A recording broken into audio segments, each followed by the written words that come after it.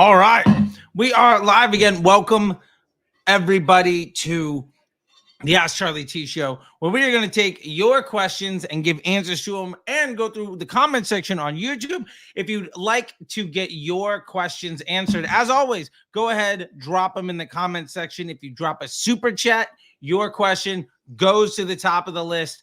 I'm very excited to be able to do this again and keep going at it. We're trying to make it go all day, baby. There we go. Okay, so that being said, hydration is essential.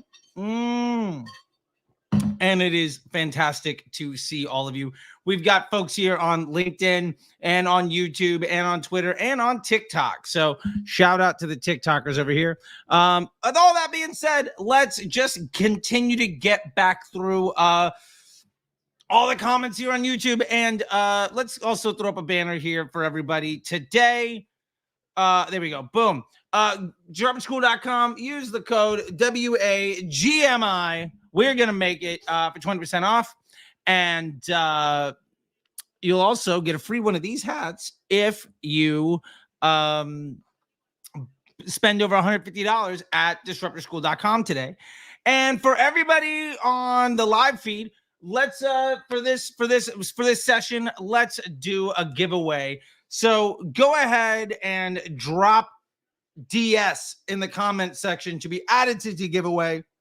And in about an hour and a half or so, we're going to do a spin to win, and we'll give $100 off any masterclass and a free hat to the person that gives away. The last session, we had a great winner there, and we'll just keep doing it, keep making it happen. So drop those comments to join, drop your questions to get them answered. And with that being said, let's get back to the YouTube comment section and start blowing through all this stuff, because helping you begin to win is what this is all about. And by the way, I just added a brand new bit of automation to the Instagram. So if you go on Instagram and comment the number 7 on literally any post, my ManyChat's going to reach out to you to give you a link to my new Begin to Win program for $7 for 7 days. And then after that, it's $50. This used to be $1,000, but you get the one campaign blueprint. You get the predictable profit scaling blueprint. You also get access to Disruptor Bot 24 hours a day, 7 days a week, plus the private community and just so many other things. This is like a 160-page deck. Several hours of video worksheets to do PSM and figure out your best offer, and how to automate, just track all your automated rules, and literally just like everything that you need to be successful with your Facebook ads is all there for you, all for the taking. So go ahead, check it out. Drop 7 on literally any post on Instagram, and you'll get that DM to you. Thanks again to my friends at ManyChat for hooking that up. All right, so ask your questions. Let's get back to it over here. I'm gonna come back in, and we are zoomed out too much, so let's get into it. Munib has been blowing it up today. I love it. Pure genius, loved it. Thanks for that, Professor. Thank you. This is on the how to scale Facebook ads video. This is a while ago, but it's how to scale Facebook ads in 2022. I'll just go ahead and drop a link to this video in here, because to be honest, nothing has changed in Facebook in any meaningful way in like 5 years, and we've been talking a lot about how to scale, and last session was all about that. So thank you so much for the comments there. We'll just drop that up. Boom. If you want to check out the how to scale Facebook ads video, boom, that's the one right there. Okay, cool. So thank you. Now let's get to another one. This is from the definitive guide to rebuttal upsells. The definitive guide series, by the way, if you haven't checked out the definitive guide series, you really ought to be doing it, because those videos are insanely valuable. And by the way, to the dozens of people watching on TikTok right now, we are live also on Instagram, LinkedIn, X, or Twitter, and YouTube. I'll drop Twitter if he's going to ask me to call it X and then dead name his own kid. Fuck you. I'm going to call it Twitter. That's what I have to say to some authoritarian asshole. Anyway, the definitive guide video, highly recommend. You really should be checking out this entire series. But let's get back to the question here. So the question is, for rebuttal upsells and DPA ads, do you use custom audiences? And the honest answer to this is yes, but only to make retargeting audiences that I'm going to be using. Now, we've gone over this before, but let's dive into it again. What we are ultimately trying to do, especially when launching retargeting offers for DPA ads or rebuttal upsells. Remember, rebuttal upsells when you offer more value. So instead of retargeting with the discount that destroys your entire business, what we're going to do instead is retarget people with a higher cost item. But wait, there's more. Oh, you were not interested in this mug. How about 2 of these things? And I'll give you a 3rd one free. Buy 2, get 1 free. Buy 1, get 1 50% off. As a matter of fact, if you want to do that right now, I'm going to add this to disruptorschool.com. If you go to disruptorschool.com, use the code B2G1 on anything, and that'll get you buy 2, get 1 free. And you can use that on legitimately anything. Here, let's go and click that in. Okay, cool. So we're just going to do this. Use the code buy 2 G1 for buy 2 get 1 free. Boom, boom, boom. Sweet. By the way, yes, as always, this Charley is not the only Charley in the room. Baby Charley's down there, and she wakes up. She's going to be joining us here in a minute. Okay, cool. So all that to be said, are we using custom audiences? And the short answer is yes, because we're going to try to define the best retargeting audience for us. Now, what does that best retargeting audience look like when trying to run Facebook ads? Well, that's super easy.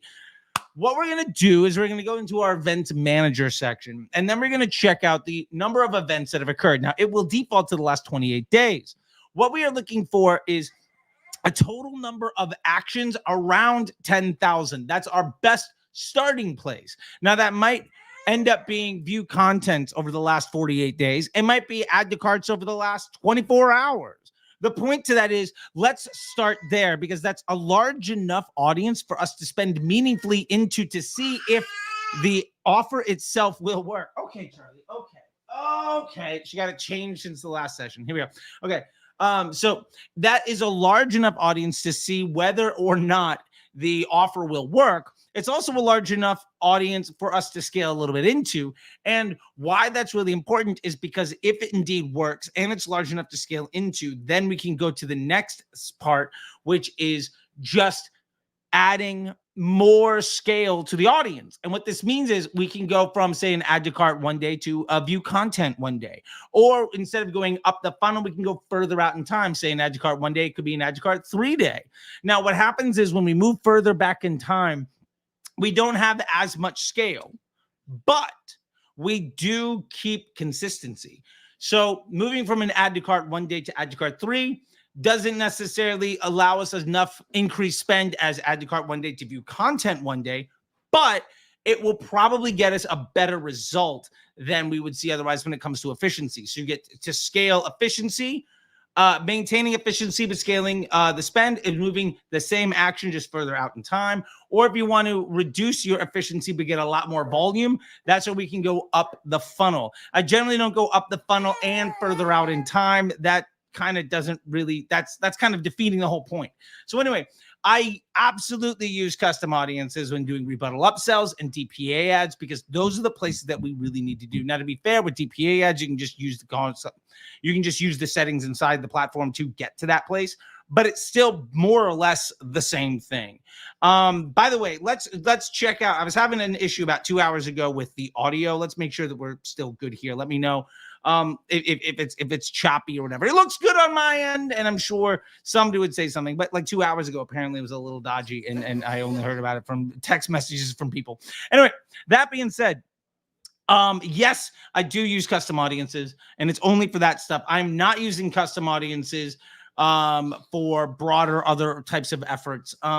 There are other types of things that I might be doing in retention efforts or in specific like CRM stuff, but in general, I'm not really trying to do all of that, especially my rebuttal upsells and DPA. I just want something where the audience is static, where I know that I can scale up, or I can get more, I can scale up my volume, or I can scale up my efficiency, and ultimately I can test my offers and my functionality and scale my bank account, because that's really what it means. Munib says he missed it. He missed the last session, but you're here today. You're here right now, Munib, and that's what really matters. Okay.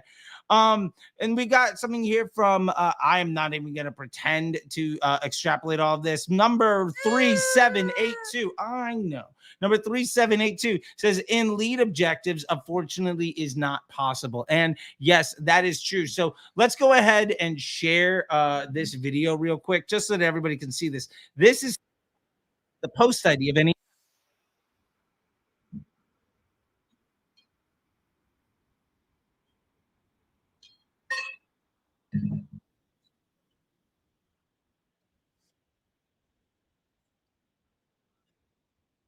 Yep.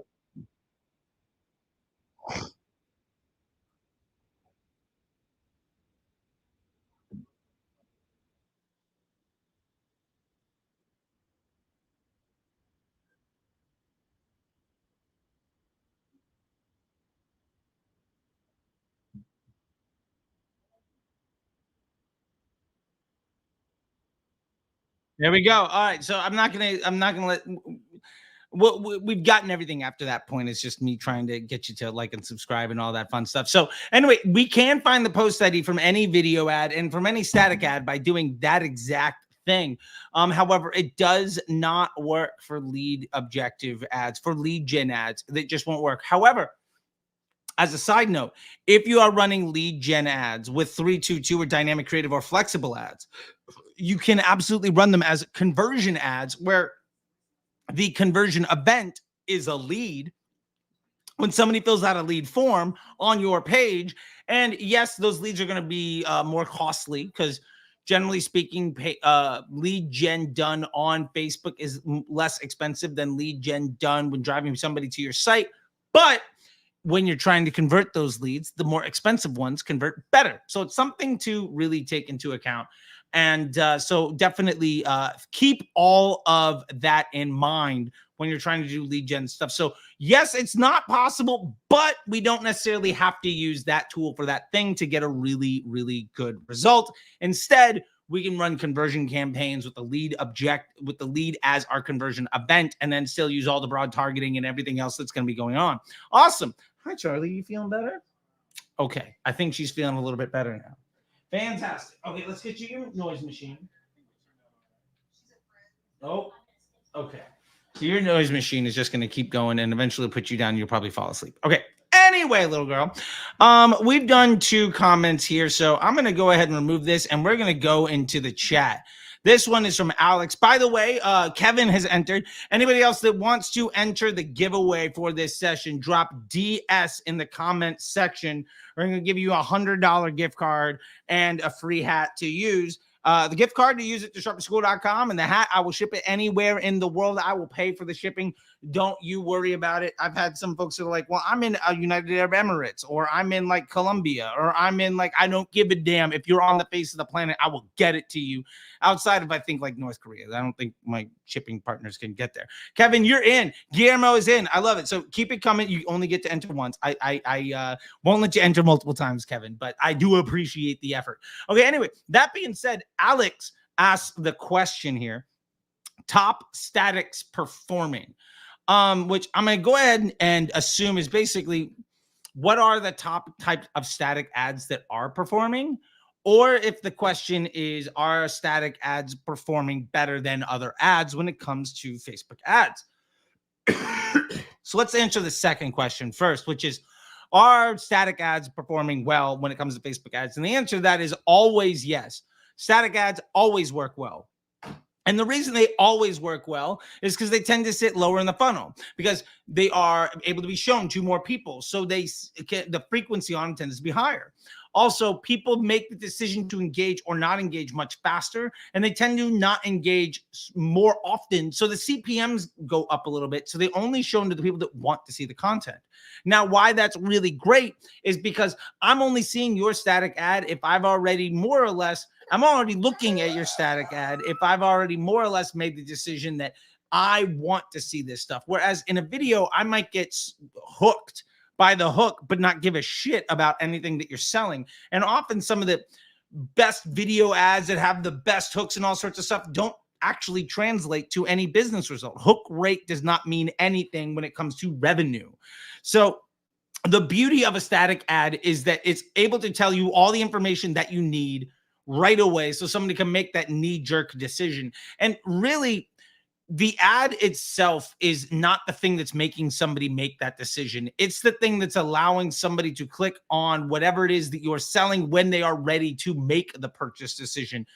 Generally, you are on your phone, and when you get served an ad, you're not like, oh my God, I didn't know shoes existed, or oh my God, I didn't know this thing. Like, you are already product aware, you are already problem aware, you are already solution aware, and you've probably already brand aware, and you've probably been hunting around for several brands. But when that ad gets shown, boom, that's the opportunity. That's the trigger moment to maybe make that purchase. And really what you want to be is top of mind in an easily discernible way. So static ads are always working.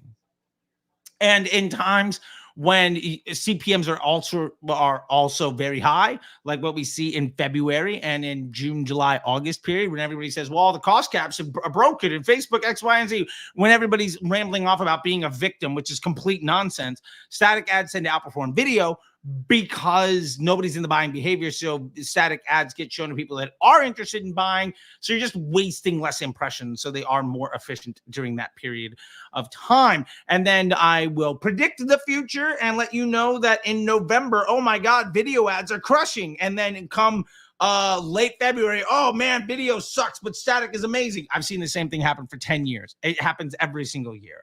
Just know it moving forward. As far as what are the best type of static ads, the number one answer I can give you is what's on brand for you. What feels like your business. If it doesn't feel like you, if it's not genuine, if it's not on brand, if the customer journey doesn't have good continuity, that ad will fail.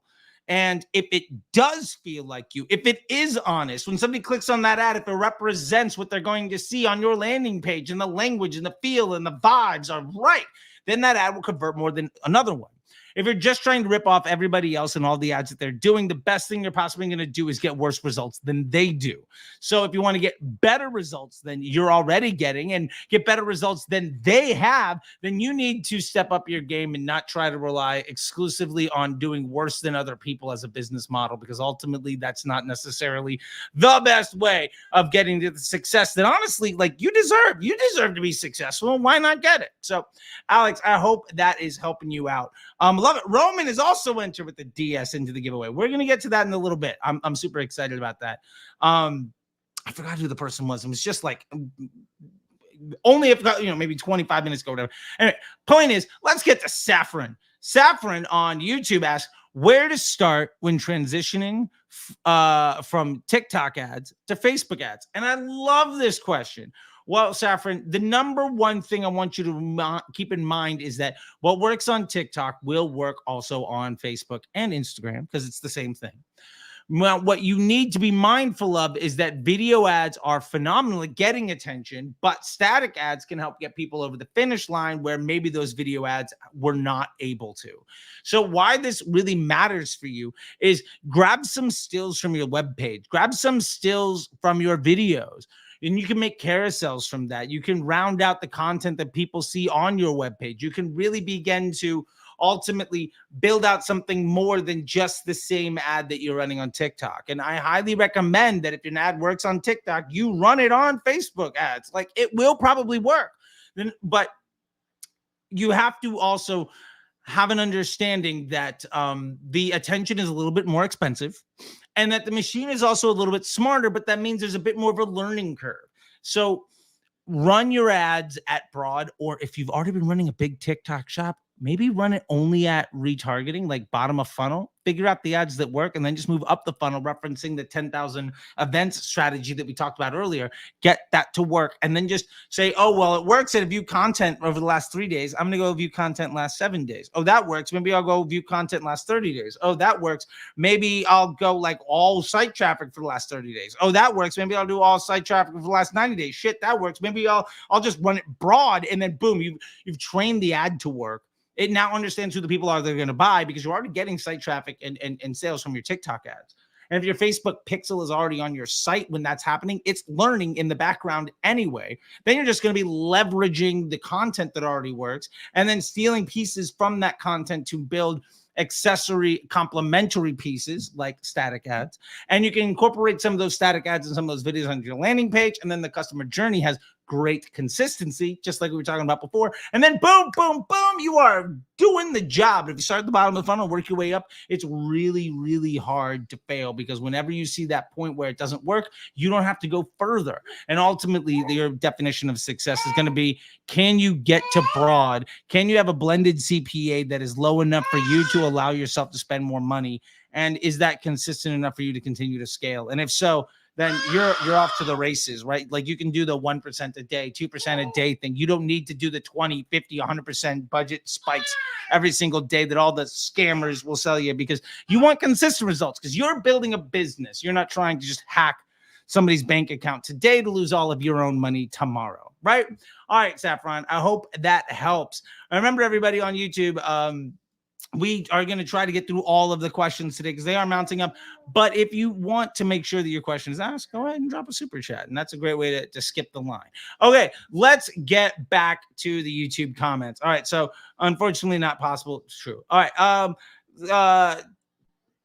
Tin Thang, I don't know, number 1361 on YouTube. Thanks so much for this, how to scale Facebook ads for any business.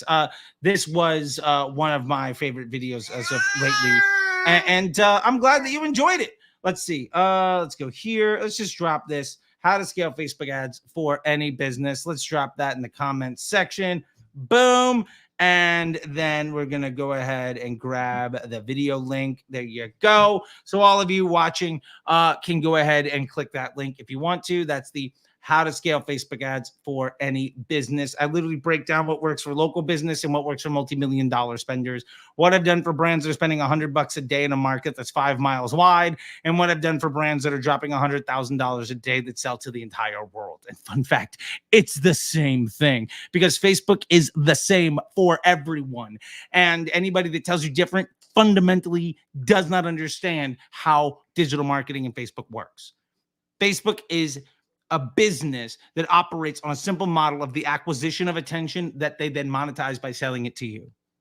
If you're a good business partner, you can make money with them. If you're a bad business partner, you will fail, regardless of what your business looks like. It's always, every business is about the acquisition of attention, monetization of that, and then turning that into future cash flow. And then you invest some of that future cash flow into more ad spend to scale your business.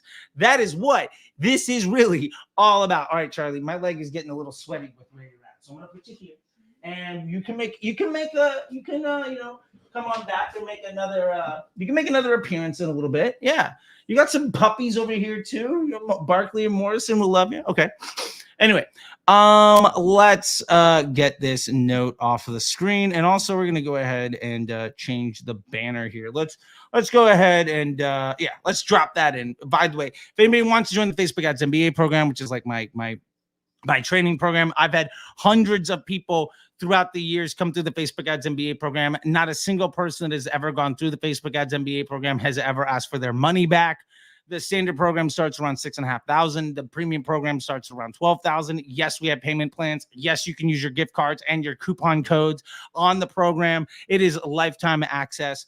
And like I said, nobody's ever asked for their money back. We've had multiple brands get it's just 7 and 8 figures. We've had multiple 8 and 9 figure exits. And like quite literally what I do every single day, I teach you how to do that so that you don't need me. And you can fire your agency. And honestly, for less than you pay your agency for 90 days, you can get better results than they could ever give you. And now's a perfect time to join, because you're like, oh, but we don't need help during Black Friday or Q4.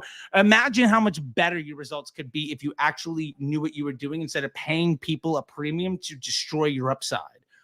You are going to make money no matter what, as long as you don't fuck it up. But you could be making 10 times more. And that's what this is really all about. And not paying somebody else an arm and a leg to take advantage and take credit for all the hard work that you do. And that's really what this is all about. So anyway, thank you so much for loving the video. I'm really happy about it. Now, this comment here, hey, slightly confused. What's the difference between flexible ads and dynamic creative? Do you use them together? And this is in response to our video that we did around the new ad format that Facebook launched called flexible ads. Boom, there we go. We're going to drop this link just in the chat so people can go ahead and watch this video if they want to.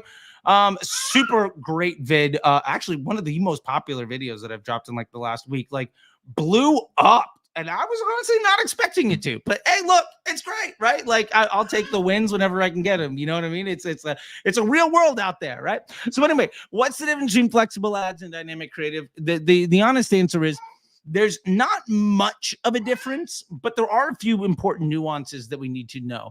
And the video dives into it at a much greater depth. And there's also a link into that video to another video where I just build the ads live. In the video, I literally use the GPT that I built for all of you to use, the 322 method ad copywriter. And anybody can use that 24 hours a day, 7 days a week for free on ChatGPT. I built it for you to just go ahead and use, and I use it on my own business. I literally build an ad for my business that I'm spending over $1,000 a day on right now, live in that video. And I show you every step of the way, building it full transparency, wide in the open. And that was actually, I think, an ad for Disruptor School Inner Circle, which, if you're not ready for the Facebook Ads MBA program, you can check out the Inner Circle. It's like $1,000 a month. You can go to disruptorschool.com and hit enroll now to join, and you get access to all of the masterclasses that we have for everybody, whether it's UGC content, the YouTube stuff. We get into the web design and the CRO and the creative testing, and we get into Google Ads and a million other things. Girl, are you trying to escape your bassinet? Okay, I know. You are so close to walking. She's like, 7. She's between 6 and 12 months, and it's fun. Anyway, so you can check that all out. Not only do you get unlimited access to all of those things, but there's also a classroom where you can get, we have a community where every week we have questions and answers, and you get to see me solving problems and getting deep and dive into your ad accounts, much like this call, but instead of me showing the comment section on YouTube and answering your questions, we pop open your ad account, get into your business, get into your books, get into whatever it is we need to make your business better. And we share literally all of that with everybody. And that there is an archive of those questions going back years, and you get access to that entire archive, and it's searchable. And not only do you get the videos, but we've made written material for each one of them that includes like the key takeaways, the too long didn't read, and even a quiz to go at the end of it. Wow, super chats popping up. So anyway, the difference between flexible ads and dynamic creative is pretty simple. Facebook is phasing out dynamic creative and is replacing it with flexible ads. Flexible ads are a more premium version of dynamic creative, and it allows you to put multiple dynamic creatives into a single ad set. However, I don't recommend that you put them in the same ad set. We want them all in different ad sets, because the way that Facebook works is the campaign chooses which ad set to spend money on. That ad set decides, I was going to say decides or chooses, and it came out decisions. That ad set decides which ad to spend the money on. And inside of a dynamic creative or a flexible ad, in a 322 ad, there might be a dozen ads. If you were to put, say, 5 flexible ads inside of one ad set, that's 60 different ads. And when Facebook's deciding which ad set to spend on, the one ad set that allows your best proven winning post IDs, and then another ad set that is 5 sources of a thing that are all wildly volatile and completely variant and completely untrustworthy, those creative tests aren't going to spend money. One of the reasons that people struggle to get their dynamic creatives and the flexible ads to spend money when they're trying to do 322 ads is because they're running so many of them. Facebook is like, well, I know I can get a good result here. Why would I ever risk the end user experience by showing them something that is 1,000 options? And one thing that I'll bring up here real quick is just the amount of ways that a 52 card deck could be shuffled is a fictitious number. I'm going to pull this up here real quick. Let's just do this. Amount of ways that a 52 card deck can be shuffled. All right, let's do this. Boom. Let's just see if we get here. That is an 8 followed by 67 zeros. That's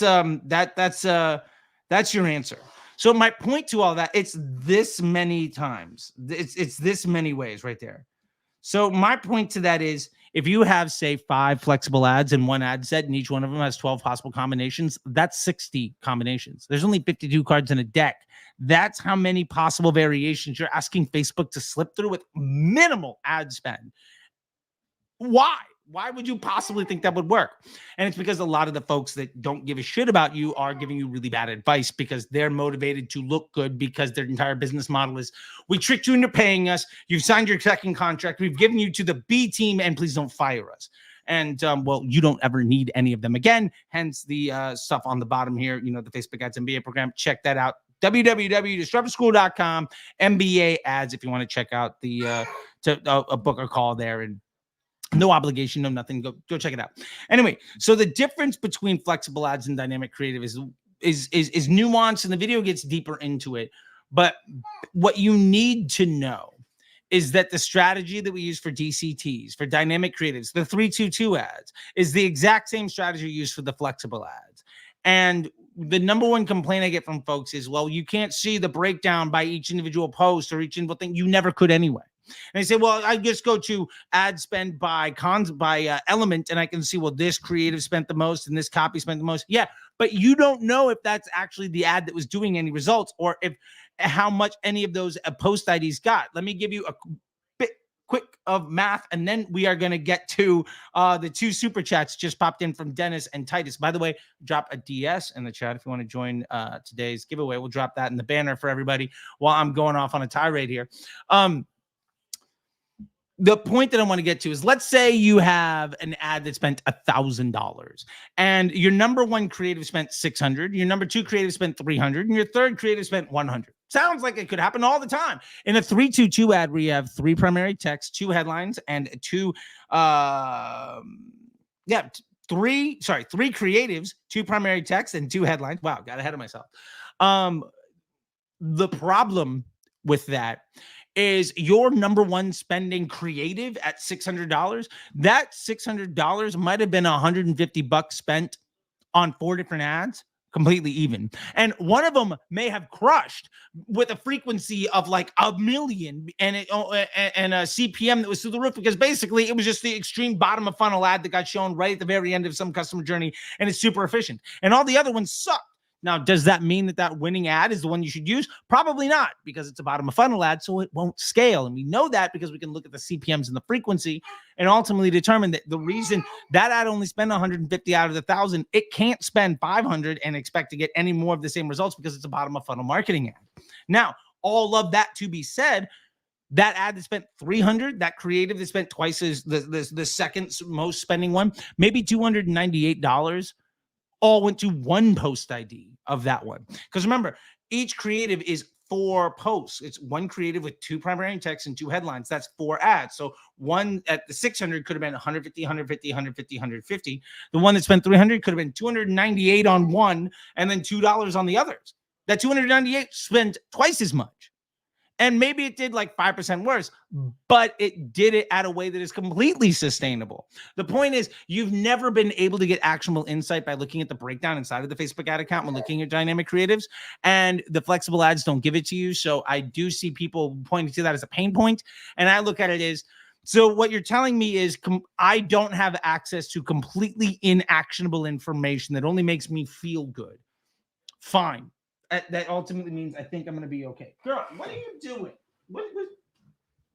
What's going on? Are you just trying to break out? Okay. I think we got to, break out. Yeah. Okay. Anyway, we got a Thin Lizzy fan over here. Tonight's going to be a jailbreak. You know what I'm saying? Okay. Let's get to the first super chat here. Thank you, Dennis, by the way. I really appreciate that. We had 2 super chats in the queue here. By the way, if you want to drop a super chat, we'll blow up. You'll be next in the queue. Hydration is essential. That's all I'm going to say. Okay. Whew. All right. This comes from Dennis. Hi, Dennis. How would you set up a $20 a month subscription product with Meta acquisition? How long unprofitable until the existing subscriptions catch up? That's a great question. So using subscription products is a great move. I highly recommend it, and I've helped more than a few brands hit 7- and 8-figure businesses on subscription products, and one of them with a 9-figure exit. So Here's what we need to know. 3 things that we need to know to answer your question best, Dennis. And really, I'm hoping to give you the questions that are going to get you to the answer. And if you feel like you know some of these answers, drop them in the comment section, and I'll try to keep track of them all. Usually there's like teams of people doing this stuff, like whatever. All the fantasy football, like dynasty trades in 5, whenever they do it, there's 3 of them monitoring all this stuff. I get it, because I'm just one crazy person doing this thing. Anyway, all that to be said, you need to know 3 things. First off, what is the churn? Do we see 95% of people cancel, or do 95% of people stick around to the second month? The reason for this is we need to understand our cash flow. And so, one, I want to know the churn. How likely is somebody to leave? Now, let's say 90% of people bail.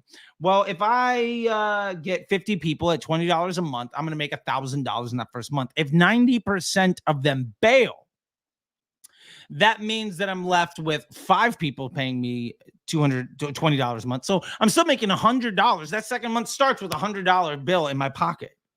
That's great. Now, of those people that bail, how many of them stick around? Maybe 90% of those people actually stick around to month 3, and they actually stick around for 6 months. Well, that means for the $1,000 that I made on month 1, I'm making $100 a month 2 and $80 month 3, 4, 5, and 6. That is incredibly useful information to know. Now, we need to understand that because that allows us to understand our unit economics. And that brings us to the second question. How much money can you spend? And what I mean by this is, do you need to be profitable on day 1? And if you need to be profitable on day 1, well, then I'd be spending a very little amount of money. I would actually try to make all of this stuff happen organically. And then on month 2, when I get that $100, that's my Facebook ad budget. By month 3, when it's $80, like that's my Facebook ad budget. And what I'm looking for here, my KPI, the KPI that I'm ultimately trying to understand is what you have is a runway. So let's say you organically get $1,000 in sales. And over the course of that month, when month 2 starts, you have the $100 at your account because 90% of those people churned. But hey, look, you still kept 10%. So you have that $100. Now that's your Facebook ad budget. Your goal is to spend your money so that you don't run out of that Facebook ad budget. Now, theoretically, you're probably also getting organic sales. So it's okay for your Facebook to not break even there. You basically are throwing $100 on top of something that earns $1,000 organically. Now, if that brings you $1,100, $1,200, $1,300, you're moving in the right direction. And you don't need to be cash positive on your Facebook ads because, like, if you spend $100 and it says, well, I got 0 sales from it, but in month 2, I went from $1,000 in sales to $1,200 in sales, obviously 100 of that being the returning customer. Well, your business is moving in the right direction. And it's very hard for you to be able to point to attribution as a legitimate thing when it comes to digital marketing because, hint, hint, it's complete bullshit. There's no way to point to any ad as the reason that anything happened. That's just not the way anything works. And it's not actionable, and it's just complete fucking nonsense. And I've been on our last session. We have too much of a tirade on that, so I won't get into it too much today or in this block. But I just want to, bring that up, right? So my point to that is part number 2 is I want to know how much money I have, and my goal is ultimately to spend a percentage of the money that I have on growing the business. Remember, we talked about businesses acquiring attention, monetizing it, and then turning that into future cash flow. So if I can acquire attention and monetize it into $1,000 and I get $100 of future cash flow, I could spend, say, 50% of that $100, or I might say I'm going to spend 100% of my profit of that future cash flow into the growth of the opportunity. And what's going to happen is, even if you're running ads that don't get attribution, you're going to get more emails, you're going to get more search results, you're going to get more people watching your YouTube videos, whatever it happens to be. And so your overall business will continue to grow. And as long as your overall business continues to grow, you should have a larger amount of money that you can be spending on ads. And that ultimately brings me to the third part of this, which is, can you make money without ads? And the reason that's incredibly important is because if you can't make money without ads, then you probably shouldn't be spending ads. You have to figure out how your business works. And the biggest path to failure that I see people doing over and over and over again is saying, I've got a good idea. I'm going to drop Facebook ad dollars on it and then see if it works. Oh, it didn't work. Facebook is broken. Facebook isn't broken. You just didn't have a good business. And then you spent your bank account on amplifying the lack of success that you already had. And so that's the real things that I'd be looking at. So in reverse order, number one, make money without ads. Number two, understand what percentage of that future cash flow you're willing to invest in ads so that you don't need the ads themselves to be profitable, because your paid media budget is a percentage of the overall profit volume that you have. And because your business is good, that overall profit volume is growing even with the ads not necessarily being successful. And again, number three is ultimately figuring out what your churn looks like, what your unit economics look like, and what your business looks like. And if you can figure out those things, then when you start to have pain points, you can understand where it's broken. Am I paying too much to acquire new customers? Am I getting too much of a churn? You know, and the funny thing that happens here is you're probably not going to get your ads to be twice as good. But if you went from 80%, from 90% churn down to 80, like if you had 20 people stick around instead of 10, then the amount of money you could spend on ads at a complete loss goes from 100 to 200, literally doubles, which means your ads could be 50% worse and you'd still get the exact same result. And odds are they're probably not going to be 50% worse. So you can continue to add budget to what it is that you're doing. And that is what really matters here. Scaling your business is what scales your ad account. And ultimately, when you treat the growth of your ad spend as a constant, then you understand the parts in your business that are broken. And that's one of the easiest things to do. For instance, one thing I am doing personally in Disruptor School is I've got a couple campaigns going that have different business objectives. Each one of them has an automated rule that says scale the budget by 2% a day. I'm adding 2% a day to the business. And the reason that's really important is because I can project my revenue out over the next 3-4 months. And based on that, I know at what point that added budget to my ad account, if I were to get no more additional revenue above my projection, at what point that becomes ultimately a liability. And when you can figure that stuff out, then you begin to know weeks or months in advance the part of your business that you actually need to fix. It's not always going to be new ads and fix creative testing and conversion rate optimization and stickiness and community. It's like, this is the one thing. If I fix this, then I can continue to add more budget. And ultimately, we're trying to solve the world's most simple and important problem, which is, can I spend more money? That's all that really matters here. So focus on that, Dennis. And that is how I would answer your question. So I know I didn't give you hard numbers, but what I hope I gave you for your very generous super chat, thank you again, Dennis, is the ability to answer the question yourself by giving you the tools. And when the situation changes, you know how to address that change with confidence so that you can begin to win at Facebook ads, which is really what this is all about. And by the way, Dennis, if you're in a perfect situation, potentially for depending on the scale for Inner Circle or our MBA program. But honestly, like what I recommend to you to compound on top of this wonderful super chat is go to any post that I have on my Instagram at CT the Disruptor and just drop the number 7. And you're going to get me DMing out to you, thanks to ManyChat, a link to my Begin to Win at Facebook bundle. And for like $7, you're going to get a whole ton of stuff, the predictable profit scaling blueprint, the one campaign blueprint. So you're going to know how to set up your campaign architecture for the most successful and stable and scalable Facebook architecture that you can have. And then you're also going to get the predictable profit scaling blueprint. That's going to tell you how to scale your bank account and your business by understanding profitable scaling margin and constructing your hero offer. And you're going to get worksheets and all sorts of stuff that works for all of that. Plus access to Disruptor Bot, which is a 24-hour, 7-day-a-week like support thing. Yes, it's basically a chat GPT, but what I did is I synthesized over 10,000 hours of me talking and pages of written material that I have from myself and all of the other great instructors that we have at Disruptor School, so that you can get answers to your questions 24 hours a day, 7 days a week, and get all that support. Plus, there's a community you can join too. So anyway, for $7, I used to charge $1,000 for it. That's I was just like, screw it. I just want to make sure that people can see all of this stuff because, again, it's info. So like my profit margin on it is great. Why not make it really successful for you and really easy for you? It's $7 for a 7-day trial. And then after that, it's like $50 a month. And like, if you can't ROI on $50 a month, then like the education isn't the problem. Okay, cool. So, fantastic. Drink break. And we're going to bring up Tyler.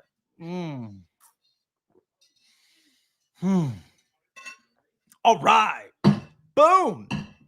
By the way, everybody, appreciate all the eyeballs here. We're up 66 individuals currently. Go ahead and like and comment and share all of the things. You know, if you're watching on Twitter, go ahead and share with this stuff. As a matter of fact, anybody on Twitter that shares this with one nugget why anybody else should watch, I will send you a gift card to Disruptor School. Gift card code. I'll send you a $50 off code to Disruptor School. So do all of that.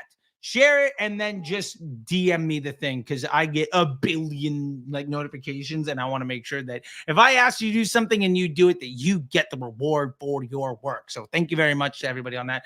And yeah, we'll do that today. So if you're doing that, that sounds good. And we'll do promotions. You know, the YouTubers are getting stuff and the folks on LinkedIn, I love you. You know what? Do the same thing. All right, cool. Whew.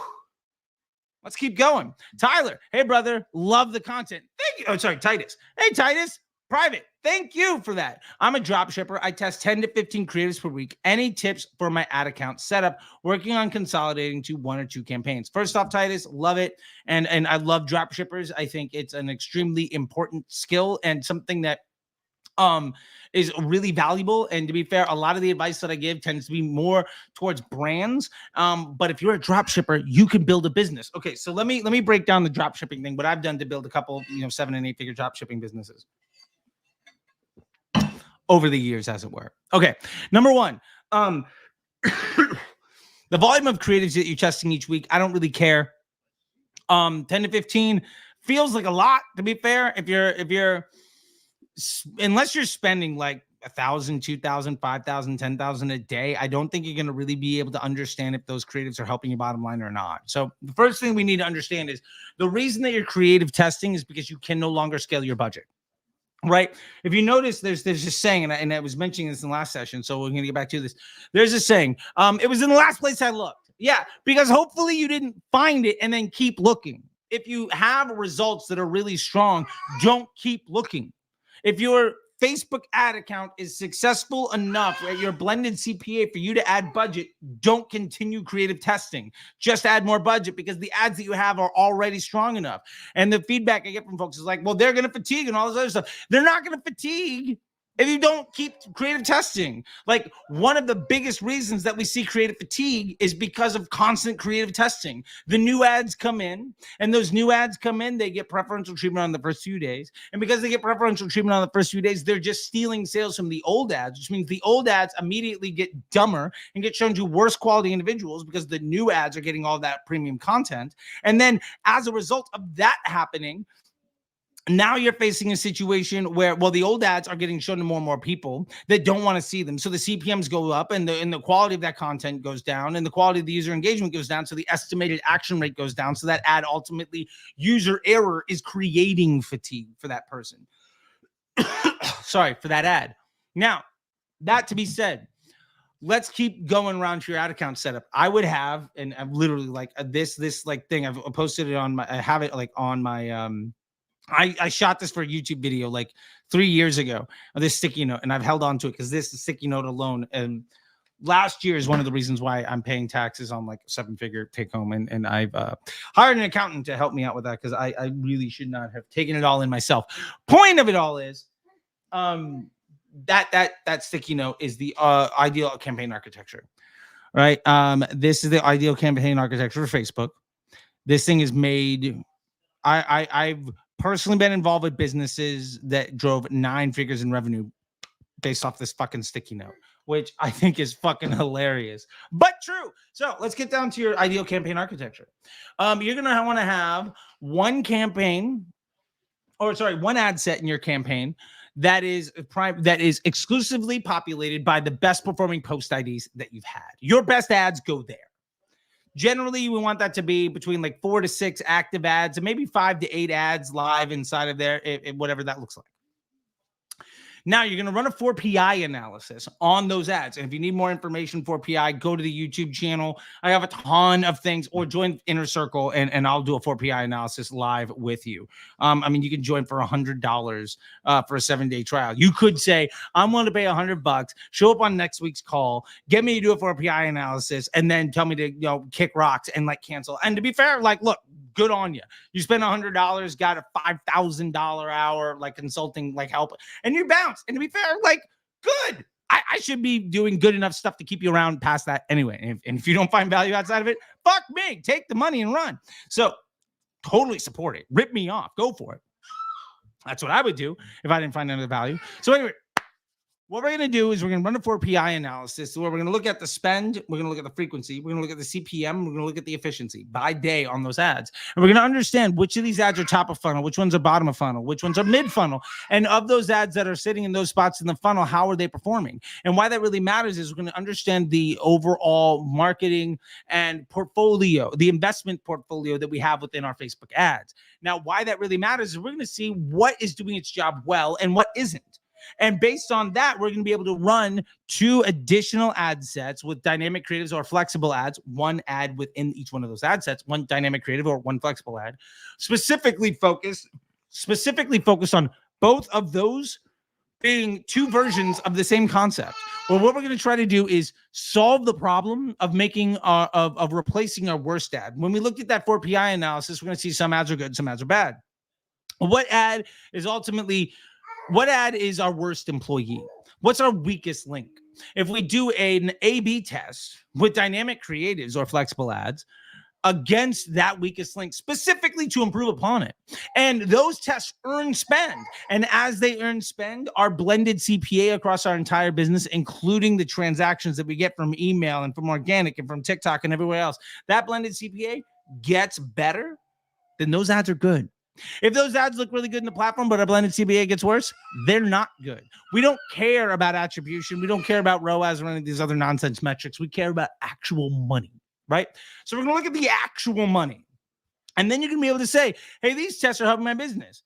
And can I spend more money? If the answer is yes, don't touch anything. Don't mess it. Like again, once you solve the problem, stop looking. You know what I mean? Now, all that to be said, what I'd be doing in your situation is really looking at, you probably got some videos of doing stuff. I'd probably get the product that you're drop shipping yourself to use so that you can take independent images that don't look like everybody else. I'd also be trying to find anybody that's posted images of that product, and I'd be trying to run image ads alongside of video ads. And I'd be trying to take the content from those videos and those static images and putting them on my webpage, on my sales page, so that when people see my ads and then they go to my website, everything looks the same.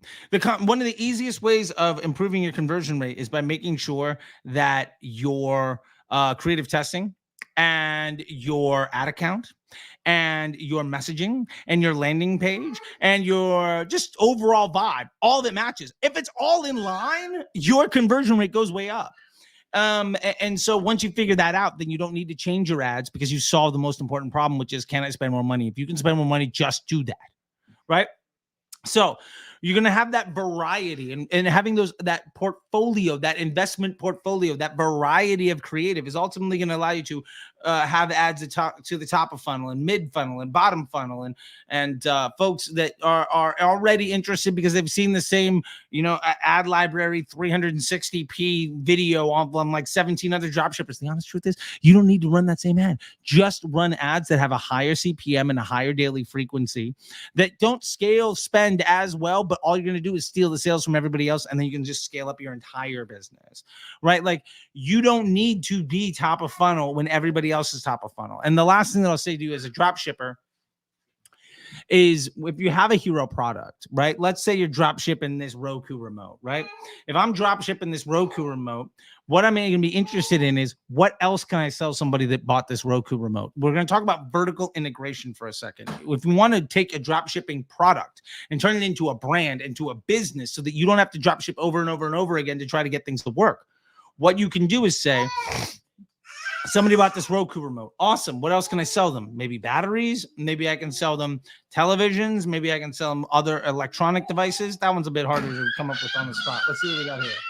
Okay, so yeah, if you bought that Roku remote, you might also need like this cable, and you might also need iPhone accessories. You might also need remotes. You might also need like these little clips, you know, to help out with creators and stuff. The point is, if I can sell you one thing and I have your email address, what else can I drop ship you via email to get you to buy more things? And this Titus is where it's really going to just twist your noodle and hopefully pay for the lovely super chat you dropped here. I'm going to pay it all off in one tip. When you're drop shipping, you're just buying leads. Those leads are just the opportunity to sell somebody something via email. Your email is where your profit comes from. You invest some of that profit into more ads. Now, when you get to product 3, product 4, product 5, you're building a business because your business is vertically integrated, because you have one product that when somebody buys that, they're also likely to buy another product and another product and another product that are all in line. I've done this at e-commerce brands that, you know, I'm spending $20, $30, $40, $50,000 a day. I used to get banned from Facebook since I was dropping like 100K, 200K Shopify. And they were like, oh man, that can't be real. I'm like, literally, I'm just holding the camera like this, hitting refresh on the thing, holding today's paper. Like, what the fuck else do you want me to do? Like, this is legit. I'm just trying to help you be successful. As a matter of fact, one of those brands called 310 Nutrition. If you go to 310 Nutrition's website right now and you look at the accessories section, you will see all of the products that we sold via drop shipping through email that we branded that didn't sell all the way through. Like maybe we sold 500 of them based on that money. We bought 5,000, and based on that, we were able to sell another 3,500 of them. We got another 1,000 of them in the warehouse. We just put those things on the website and allow people to buy them as upsells. But it's all paid for inventory. And there's dozens of those products. And that business, you know, we had a check from Deloitte for $98 million. When I went in, it was a $15 million company. 20 months later, $100 million company. These are the types of things that you can do. Like 100% doable. Titus, make it happen, buddy. And hey, look, check out, you know, Facebook Ads MBA program. Actually, Tim's here. Tim from the Facebook Ads MBA program. Hey, Tim, 3 weeks in. I love it. I've been able to boost ad spend with less creative testing, get more stability in my campaigns. Thank you. Thank you, Tim. I appreciate that. And it, there you go. I love to see it. And thanks for the support, Tim. You don't need to be here. I appreciate it. All right. Anyway, let's keep going. And if you want to book a call for the Facebook Ads MBA program, you see the ticker down on the bottom. You can go to that ticker down on the bottom, disruptorschool.com/MBA ads. Check it out. By the way, drop DS if you want to get in today's giveaway for the giveaway for this session. We'll be doing a $100 gift card and a free Disruptor School hat sent to you anywhere in the world. I don't care where you are, unless it's like, if you can get the internet, I can get you the hat. All right, let's do that. Let's keep going. Okay. Wow, we got another super chat. Let's just dive right on into it. I don't know how many more YouTube comments we're going to get to today. More super chats. We'll just keep bashing them out. Oh, wait a minute. I see somebody else down here. We just addressed one of your questions earlier on, I think. Yeah, you were the guy that said in lead objectives, unfortunate. Oh, nice. Good to see you here. All right. Oh, boom. TikTok is telling me they're we've detected inactivity. Whatever. Okay, cool. We have 16 people watching. I don't know what the fuck you're talking about. Anyway, okay. So, Dennis, would you start an ad agency today? Dennis, I have an ad agency. Well, to be fair, it's not an ad agency. I have a brand development accelerator program, and that involves the services of an ad agency. Plus, we work on building better offers. We work on CRO. We work on doing all of the things that go into your business to make it work better. So we're like an ad agency, but we actually give a shit about your bottom line, and our goal is to graduate you. As a matter of fact, we have one spot available in the Disruptor Agency. If you want to join it, go ahead and message me. I'll be willing to take it. It is not cheap. We're going to be in the $10,000 to $15,000 a month range. Full disclosure. And we will take a higher monthly fee, or we'll take a lower monthly fee and work a performance incentive. We want to work on your cash flow and make sure that the business works well for you. But we just graduated a business. They're actually in their last 30 days. And by the way, our contracts are month to month contracts. And and like 30-day out. Like there's no like, oh, we got you. This isn't Common Thread Collective. I'm not going to sue you if you're unhappy with me destroying your business. You can peace out. I'm not Taylor Holiday gonna try to ruin your business because I have no fucking clue what I'm talking about and I scammed you. No. That's not what we're talking about here today. So first off, would I start an ad agency? Yes, I have one. I think that it's a valuable thing. And there are ways to provide services. But my ad agency today is way more than just running ads for you. We are working on improving your CRO, and working on your offer construction, improving all those things. Like I was saying, the brand that's graduating is a print-on-demand jewelry business that was on Etsy. For some context, their e-commerce site now does about $2 million a month. They were on Etsy. We're getting into the $1 to $2 million a month range. So boom, boom, boom. You can do this stuff. And honestly, what we did is we figured out how to, we figured out the hero product. We figured out how to really incentivize the understanding of their offer construction. And so one of the things we did with that brand, let me just give you the juice. Why not? Is that what we did, was we made a we did a gift card strategy where we said, hey, it's Mother's Day and everybody's really struggling to figure out, well, you got this piece of earrings, we got these necklaces, all this stuff. Great. But if I buy one, but I just got to prepare them with something else, and I want to make sure my wife is happy or my mom is happy or whatever, my loved one. But hey, look, you don't need to be stressed out. We as the brand, how about this? We're going to pair our number one most popular product with another personalized product that really lets them know that you care about them. And we're going to give you this jewelry cleaner. We're basically going to throw it in for free. And we're going to give you a $50 gift card for $25. Now, instead of you buying a $60 item from us, and our AOV, our LTV being $115, we sold you on something for $129 that included a $50 gift card for 50% off. Now, the beauty of that $50 gift card for 50% off is if you're buying it for somebody else and they don't use the gift card, hey, I sold you Monopoly money for 2x markup. I'll take that all day. And if you buy it for somebody else and then they do buy, I acquired 2 customers for the low price of $25. Like, that's amazing. You know what I'm saying? And, that was tremendous for their bottom line. And now we're seeing a lot of those people come back and buy additional things. And we found ways of getting more seasonal. We improved their monthly reoccurring revenue. Well, not the reoccurring revenue, but the revenue that they get, the revenue floor is actually the term for it. The amount of money they receive as a business from previous customers. We improved that by 130%. It took us 90 days. And really why that matters is, sure, everybody else can run your ads for you, but we're figuring out how to do it. And the honest truth is, like, we got like 80% of their ad spend down to catalogs. And we were able to understand what type of catalog was better for customer acquisition. And now that they're moving into like Q3 and Q4, they don't need us because we've taught them everything that they're going to need to know to legitimately 2x last year's Q4. And that cost them, at the end of the day, the fee to us was a fraction of the overall profit volume that we added to the business for one day's business. That was our monthly fee.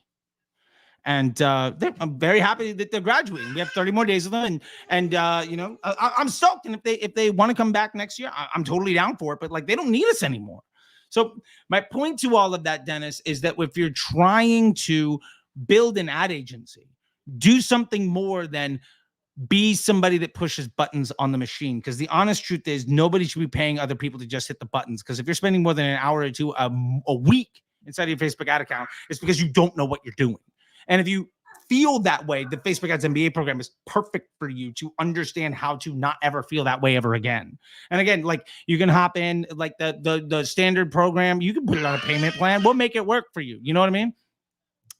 And so you need to have that unique selling proposition. You need to have that comparative advantage. You need to do something more. And honestly, the worst value prop that I see so many people doing is, oh, we're going to do creative for you.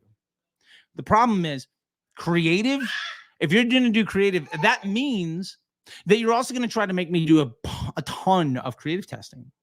But if I'm already doing good enough to scale my budget, why am I going to do more creative testing? That doesn't make any sense. So it means that the value out of working with you is something that I don't want you to do. And then, well, what if your creative suck what somebody else does? Well, you're incentivized to have your creative do well because that's your value add. So if you're not doing something that is valuable to the business, then don't make it part of the offer. So what we do that's valuable to the business is we say, look, we're going to improve your cash flow. We're going to improve your bottom line. We're going to improve your top line. We're going to help you understand how to do offer construction and how to ultimately do all of the things that make it so that you can exit your business. And honestly, that's where that business is going. Them and this other business that's a friend of theirs, they're positioning for an exit. And that is phenomenal. I'm so happy to work with folks that ultimately can sell their businesses. And everybody's like, well, you can't sell a D2C business these days. No. You can. You absolutely can. I've done it. Here's the problem. Back in the day, there'd be like 5 D2C businesses that were trying to sell. Then COVID hit.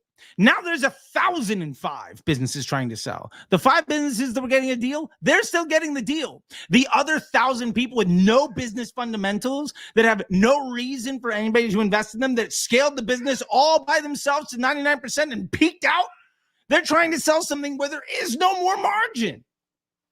And they're shit operators. So it feels like nobody's winning, nobody's selling anymore, because you just have so many more people getting rejected. But the volume of people getting deals is actually going up. So there you go, Dennis.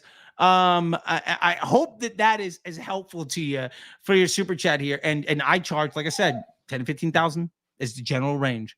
If we do really well, we're on a performance incentive.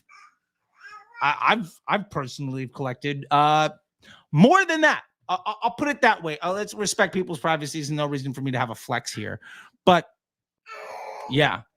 Or you could do the Andrew Ferris and Common Thread Collective and all of those other fucking scammers where they're going to be charging you $20, $30, $40, $50,000 a month to have somebody that has never run a business, that doesn't give a shit about your bottom line, that is completely motivated on having their vanity metric look good, run a ton of creative for 1 million different offers on cost caps and completely destroy your funnel. And by the time you realize that they're bad for your business, you have to wait for that contract to end or they will sue you.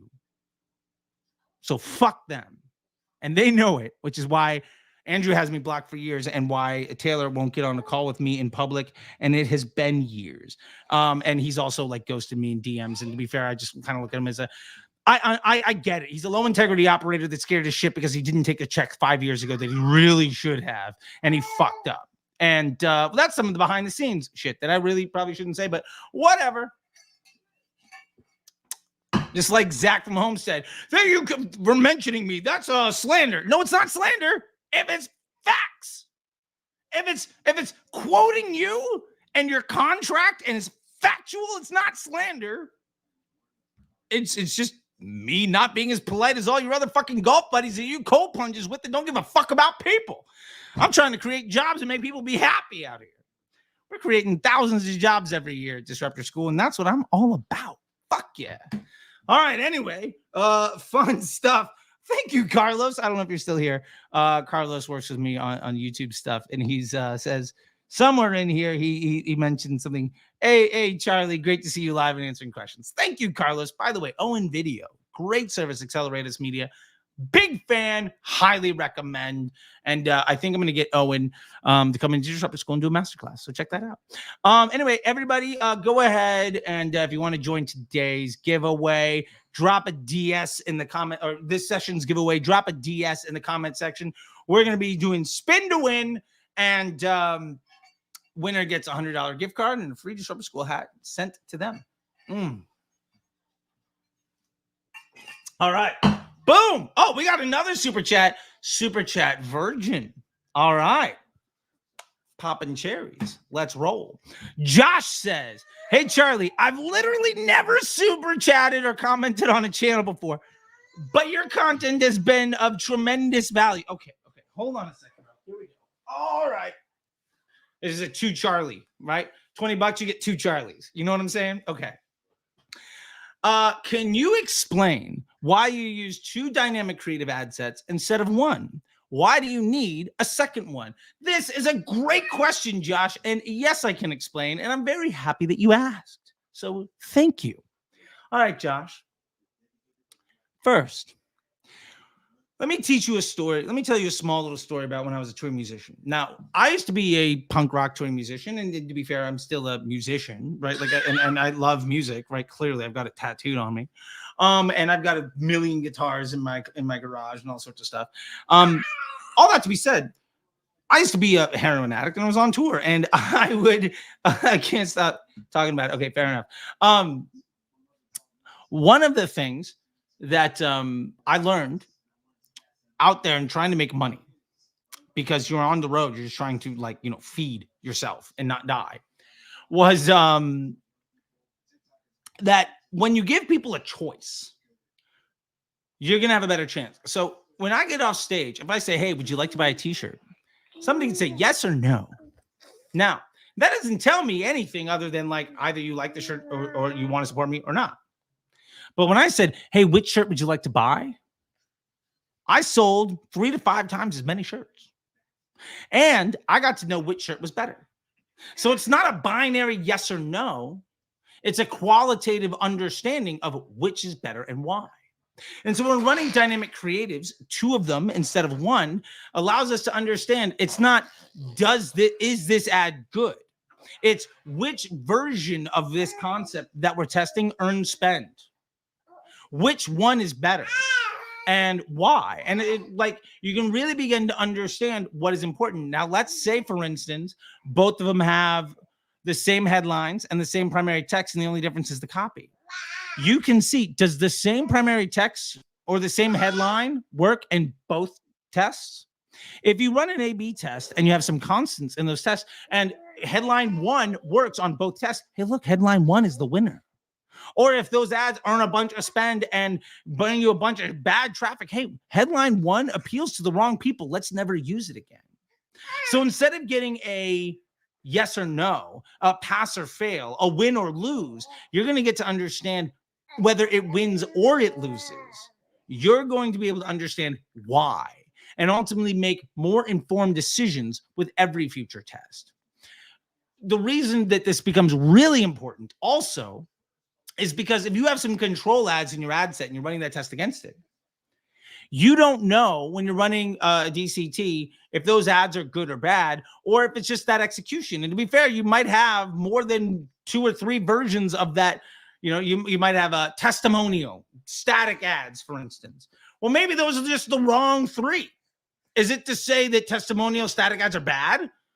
But the other test, if you had run 2 of them, you could have said, hey, I launched 2 tests. Both of them failed outright. This concept does not work for me. Or I launched 1 test. It failed miserably. This concept doesn't work. That doesn't track the same way. And what's really interesting is when one of the tests works and the other one doesn't. What if you picked the wrong one to evaluate whether or not that was a good or bad decision? One ad works, 1 DCT crushes, and 1 DCT fails. What if the DCT you tested to see if this is a good idea was the one that failed? And you just said, well, I'm not going to keep going. And literally 1 extra try would have gotten you a win. It's like those memes of people, trying to dig for gold and giving up, and they're literally like 1 inch away from, like, the diamonds. You know what I'm saying? Or gold. I don't know why I said gold and then diamonds, but whatever. You know what I'm saying? So part of this is to help us get a qualitative analysis instead of a pass or fail. I want to learn even when I lose. I want to be able to move forward. I want my losses to be informative. To be fair, if it wins, I don't really learn anything. Like, I love a win. I'm going to want to win, but I'm more excited when I do dynamic creative testing, when I have 2 of these running against a single ad set with my winners. When it's a loser, I get to really understand what's going on. Like, if I lose 6 times, I'm going to learn a lot more than if I win once. Now, I'm going to make more money if I win the once, of course. And winning is what it's really all about. But winning, let me put it to you this way. The people that lose, the greatest people in the world lose more times than the average people ever try. And if you can lose over and over again and learn from that loss, instead of saying, well, this ad's a loser. If you can instead say, these losers all have these things in common. And let's say, for instance, that 1 headline got all the spend in both the tests, and those tests just sucked. What if we got rid of that headline and now all of those things work? Well, you're not going to get that by running 1 ad. So when we're trying to do a variable testing, we want a qualitative analysis of the variable in addition to our control. So that is one of the reasons. Now, the other reason that I'm doing all of this too is because having 2 dynamic creative tests gives me a better chance to have the blend of the option of the variable be enough to earn spend from the control, because our control ads might be really good. And if we launch 1 DCT, maybe that's just not enough to earn really any budget from the control ad. But if we run 2 DCTs and the combination of both of them together is enough to earn $10 one day, then 15, then 40, then 100, then 200, then 500, then 1,000, the combination of options outside of our control ad set is enough to begin to allow Facebook to have the confidence to invest outside of it. Because remember, our recommended account structure is to have this fucking sticky note be the thing that we rock, right? It's 1 campaign with a winner's ad set and then 2 dynamic creative tests or flexible ads in their own ad sets. And the reason I have this thing fucking framed is because it's made me millions. And it's a fucking sticky note that I drew live on camera in a definitive guide video like years ago, which I think is fucking hilarious, but it's 100% true. So remember that the way that Facebook works is the campaign learns which ad set to spend money on. The ad sets learn which ads to spend money on. And the ads themselves learn who to show the ads to. And the way that this happens is every ad inside of Facebook is a web page. Facebook itself is, your Facebook and Instagram feeds are basically just like Google search. But instead of getting Google search results, you're getting content that you want to see. And that's, to be fair, the same thing that YouTube has and the same thing that the TikTok has. And everybody basically ripped off Facebook when they went from the edge rank, when they went to the edge rank system and stopped showing you everything in chronological order. That's how basically social media works. That's what we call an optimized CPM environment. Now, why does that matter to you?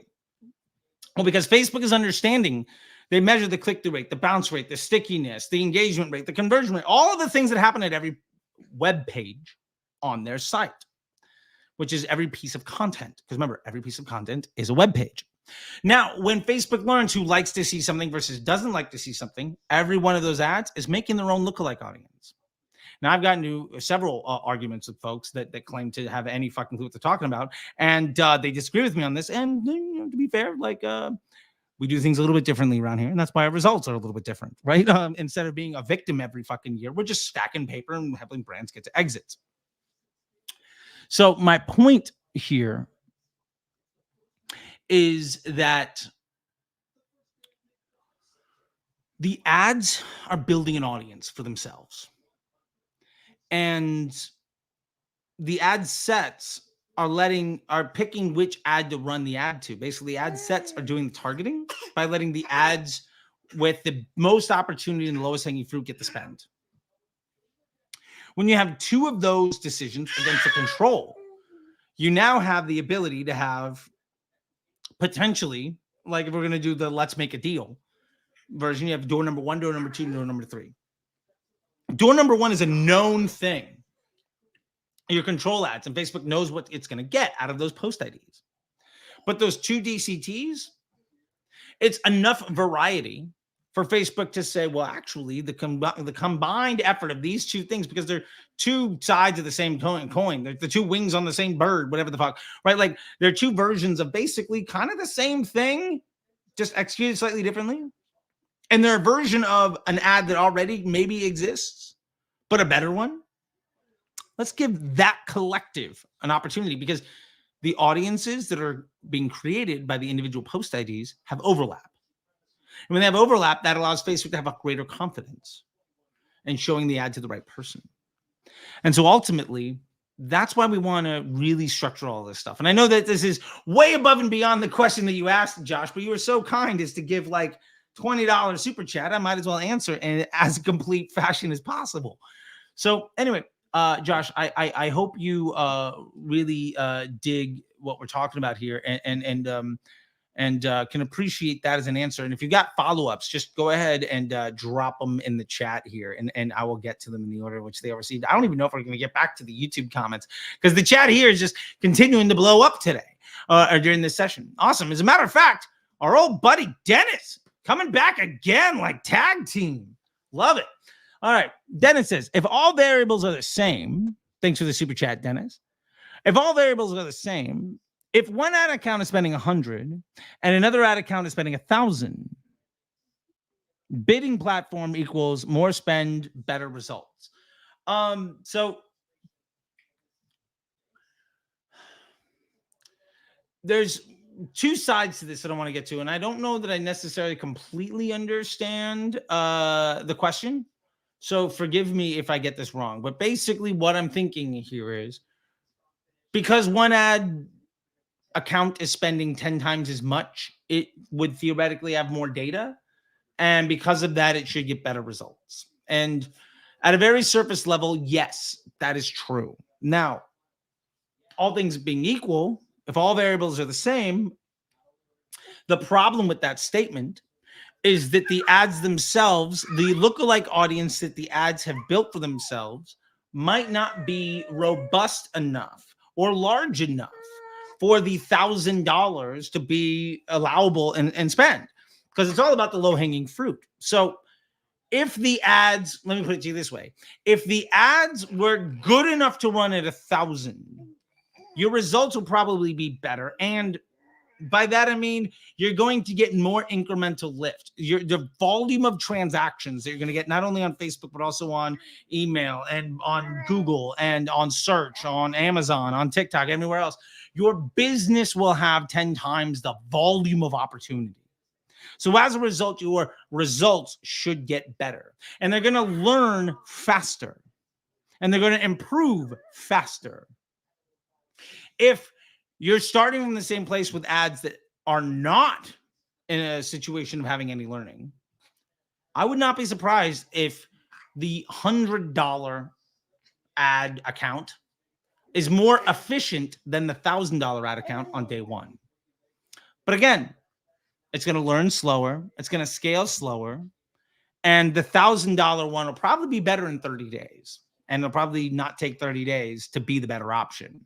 But I hope that really gets down to the crux of the question here, Dennis, because it is like all good things in the world. It depends. But I want to give you an answer better than just it depends, right? If you're so kind to give me a super chat, the least I can do is do better than an it depends for you. So those are the types of things that I'm looking at. And by the way, just a big shout out, looking at the eyeballs here, we have 97 people. That is 194 eyeballs. If you all have two eyes. I just said that and it went to 100. Awesome. That's 200 eyeballs. Now, maybe like in our last session, somebody tweeted out at me and commented me. They tweeted out a picture of their cat was also watching. So that might be, an extra 2 eyeballs. Maybe it's a one-eyed cat. Who knows? Anyway, let's keep going. I hope that helps, Dennis, because I really, really do appreciate all of this stuff.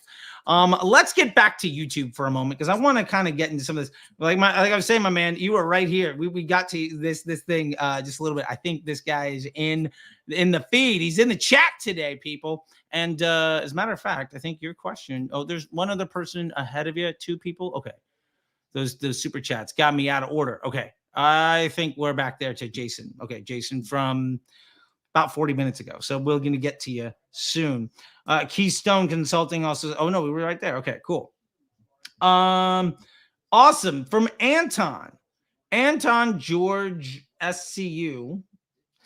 In our video about mastering automated rules, and I'll go ahead and drop this video into the chat here so that everybody can see it. This is our wonderful video we did a while ago about mastering automated rules. And boom, I'm going to drop it in here.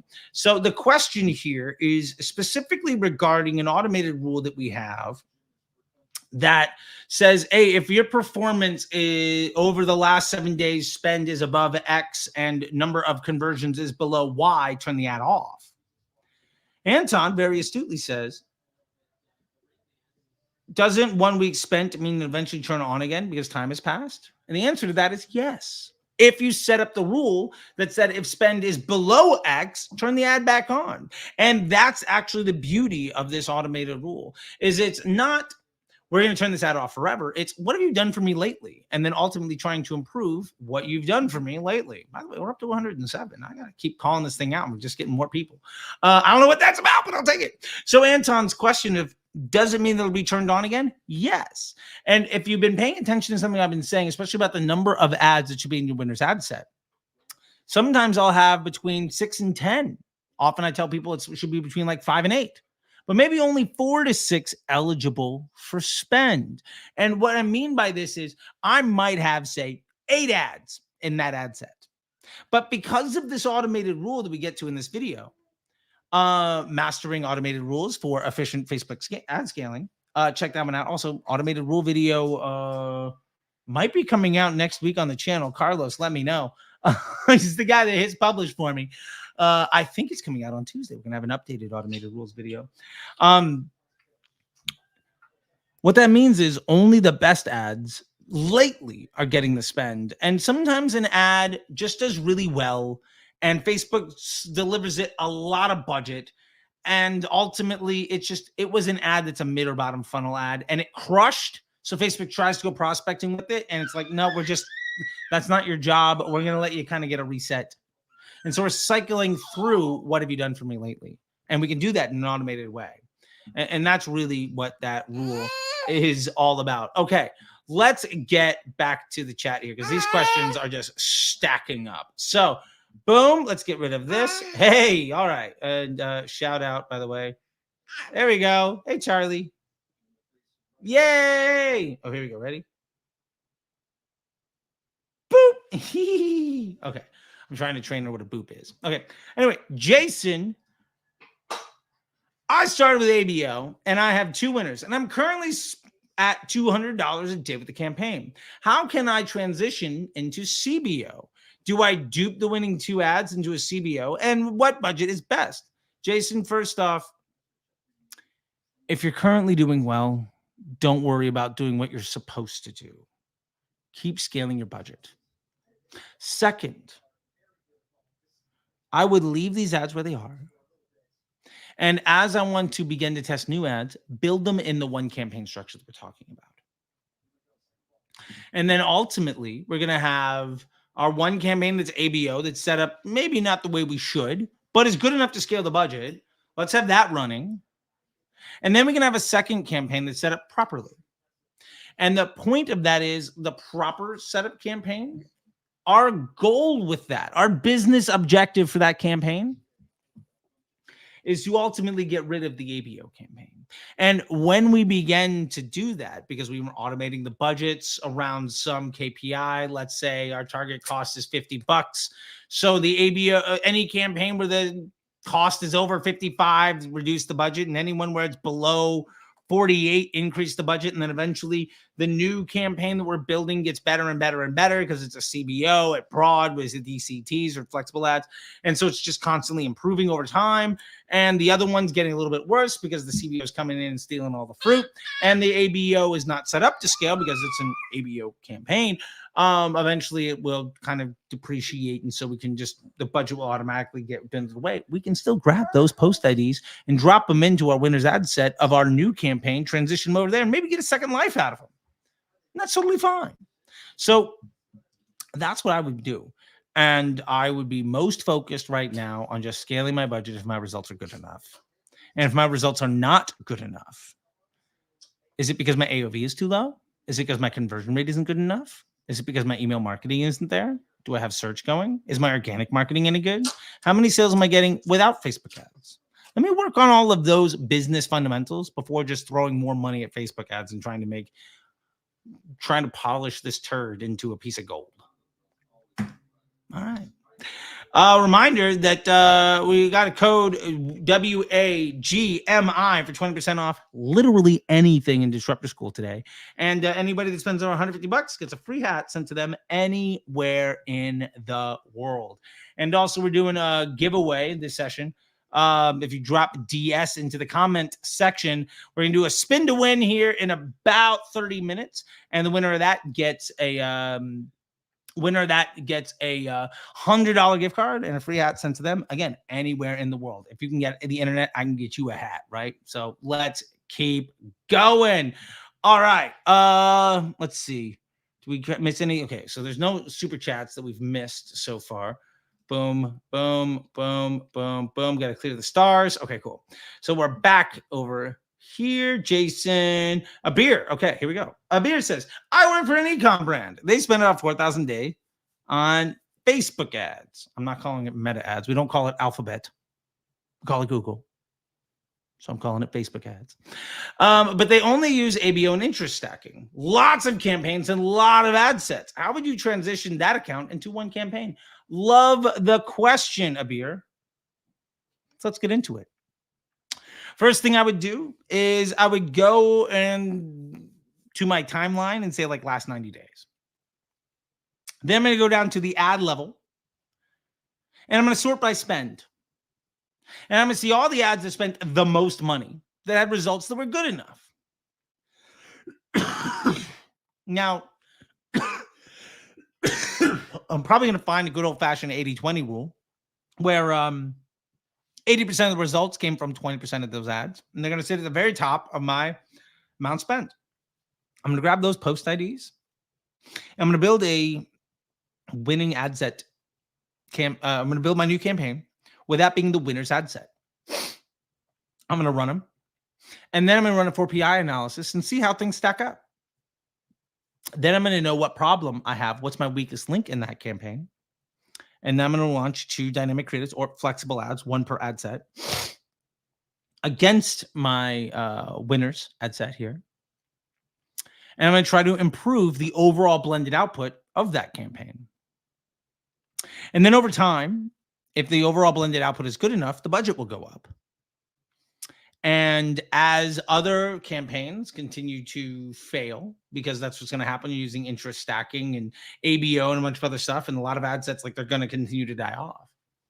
As they continue to die off, well, the one that we've built, all we have to do is have it not be the worst one. If it's the second worst option, well, when we turn off the worst option, let's just take that budget and throw it into what you've built. And then it's going to slowly just gobble up the bottom, right? So it's think of it as like a ladder, right? Okay, girl, you are falling asleep here. So I'm going to put you down. Okay, there you go. Can I get you sound? There we go. There you go. Let me do this too. All right, there we go. Okay, sorry about that. Just, little baby girl and stuff.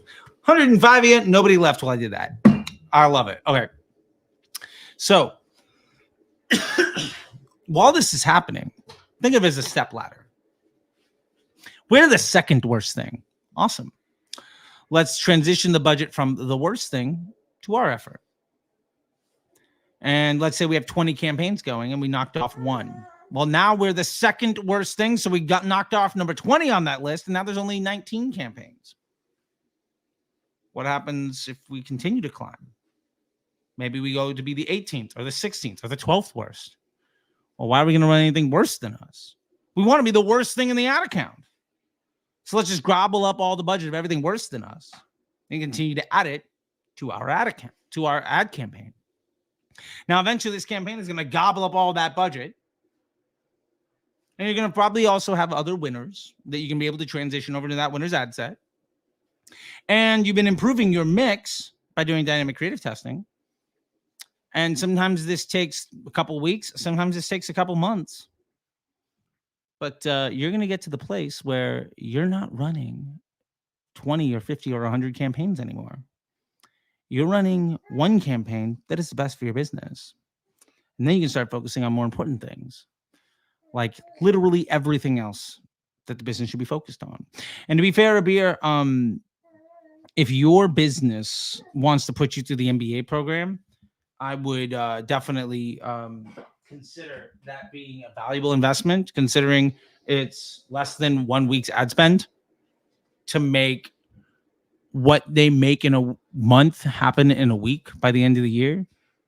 If it was me and the business owner, I would get an account with the info at and then put you through it. And then when eventually you leave me because you can make $100,000 plus a year just kind of doing this freelance, me as the business owner, having trained you to be so good that I can no longer afford to keep you, I'm going to when you leave, I'm going to hire somebody else to replace you. I'm going to put them through the same thing. And I have that happen all the time. Anyway, something to think about up here. Let me know.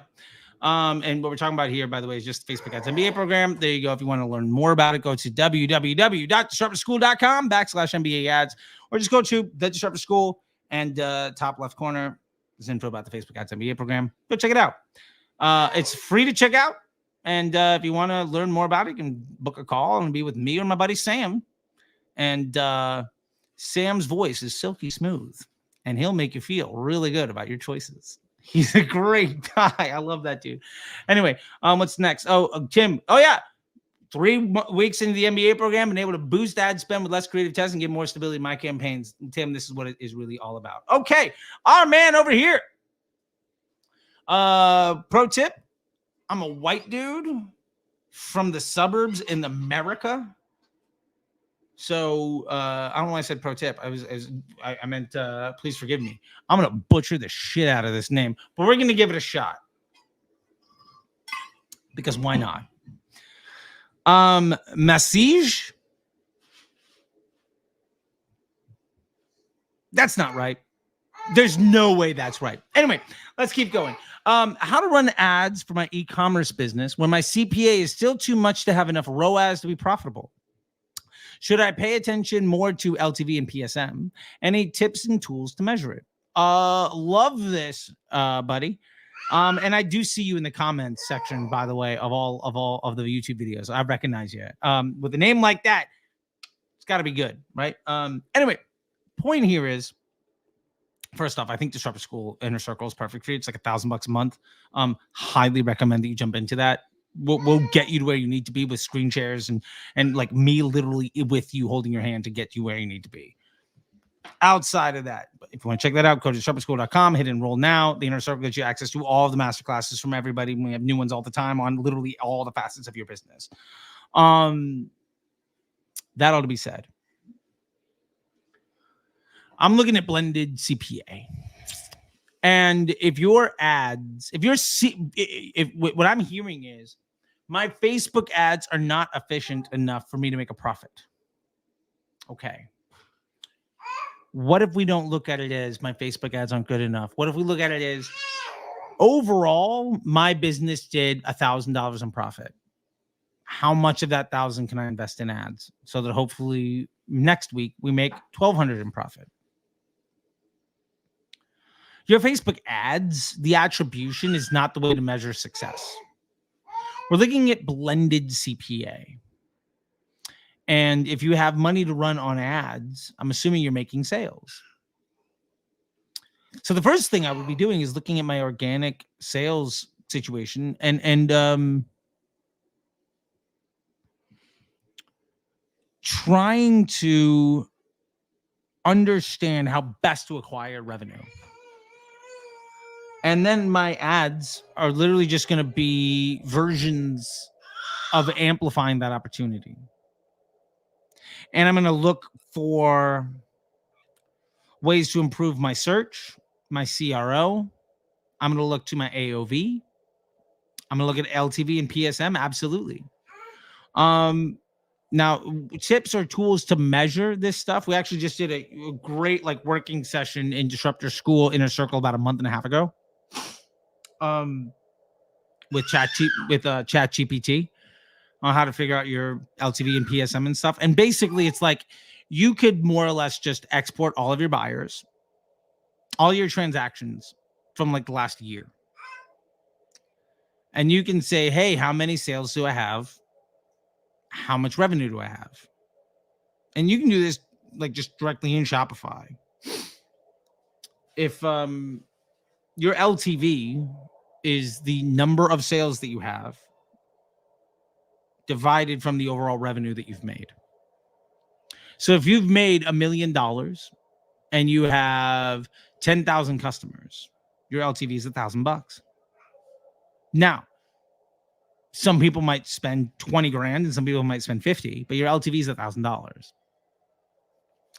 LTV itself doesn't really help other than it being a data point for PSM is very useful because it allows us to know what our max potential is. And I'd be doing a PSM. Yes, girl. I'd be doing a PSM by product because customer journeys by product is one of the stickiest stats in any business and the easiest to project items.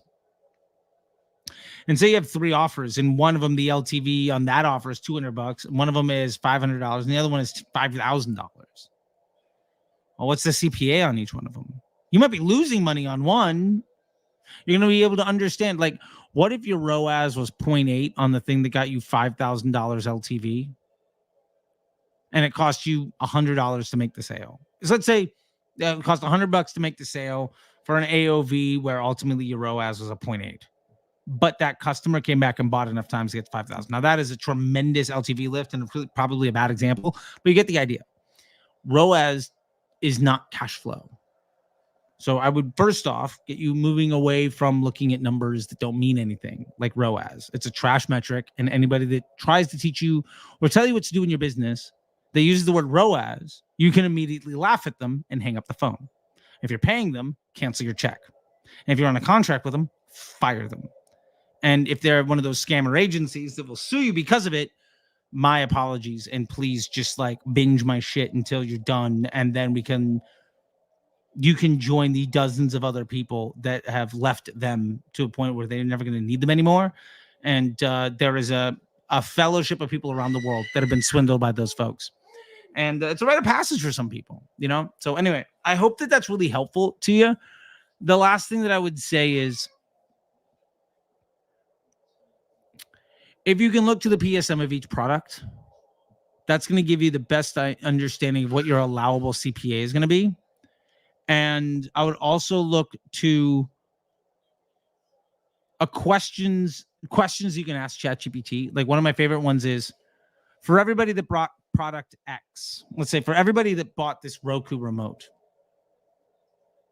when they were a new customer, what was the average length of time for them to buy something else? Now you know your cash flow cycle. For everybody that bought this Roku remote, how many times on average did they buy an additional item? That's your second purchase rate.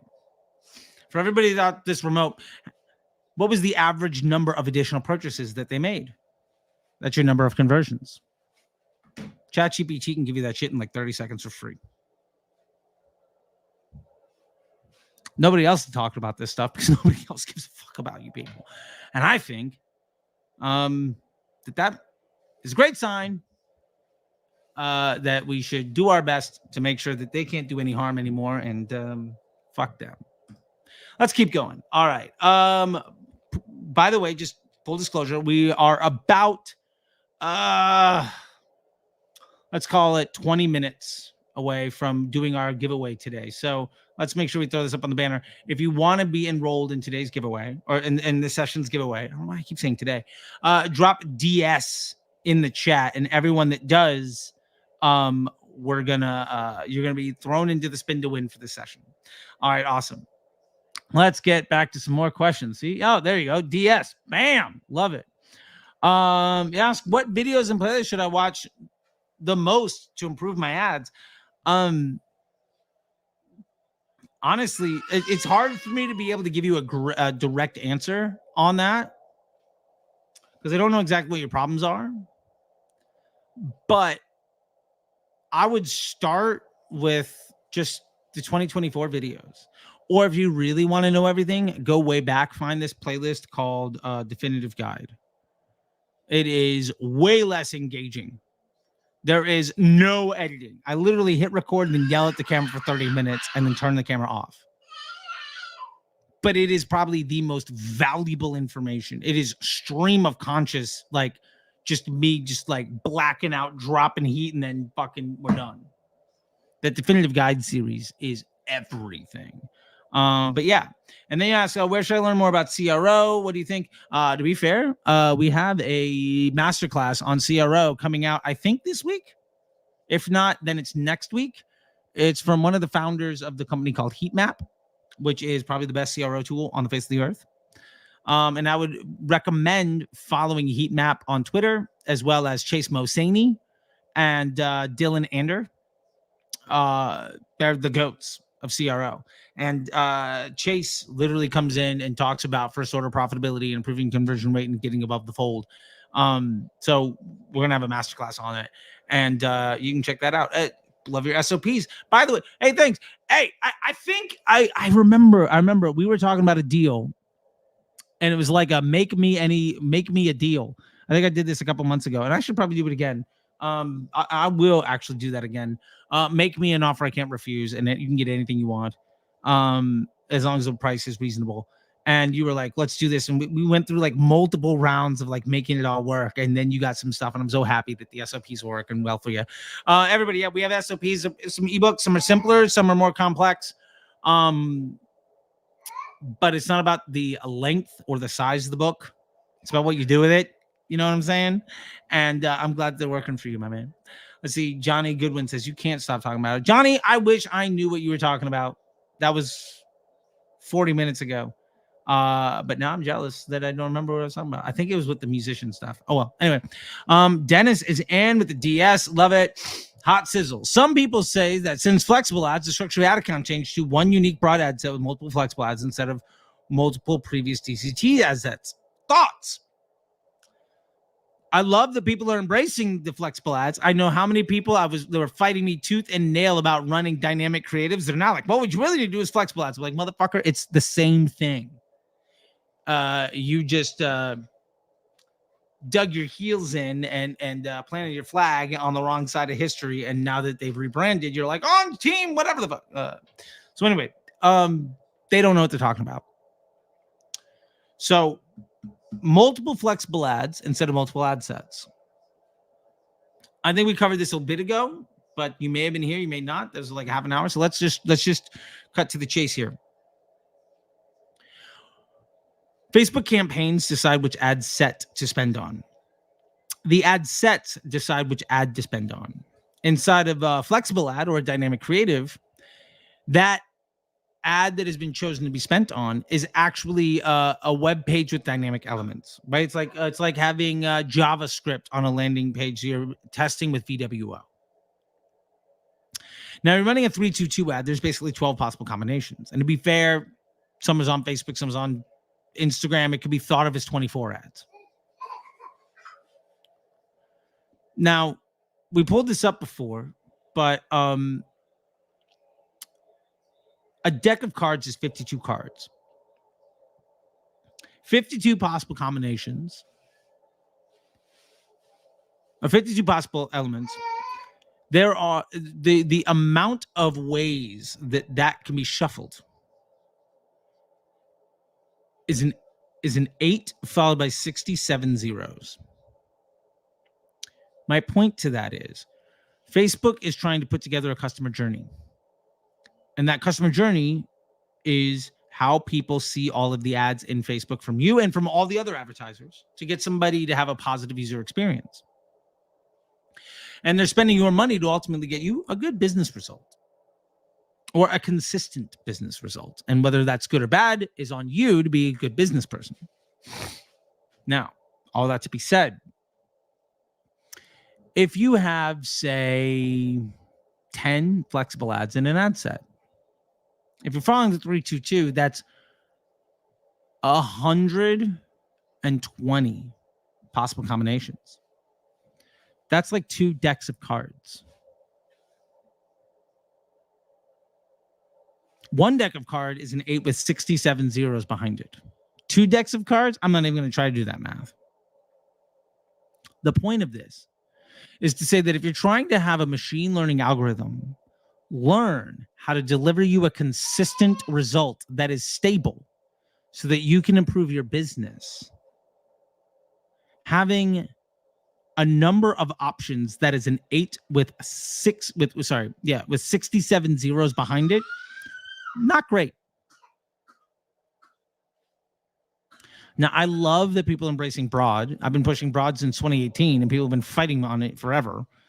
And there's a fun history of the world. If you want to know, the average marketer's journey is they don't know about me.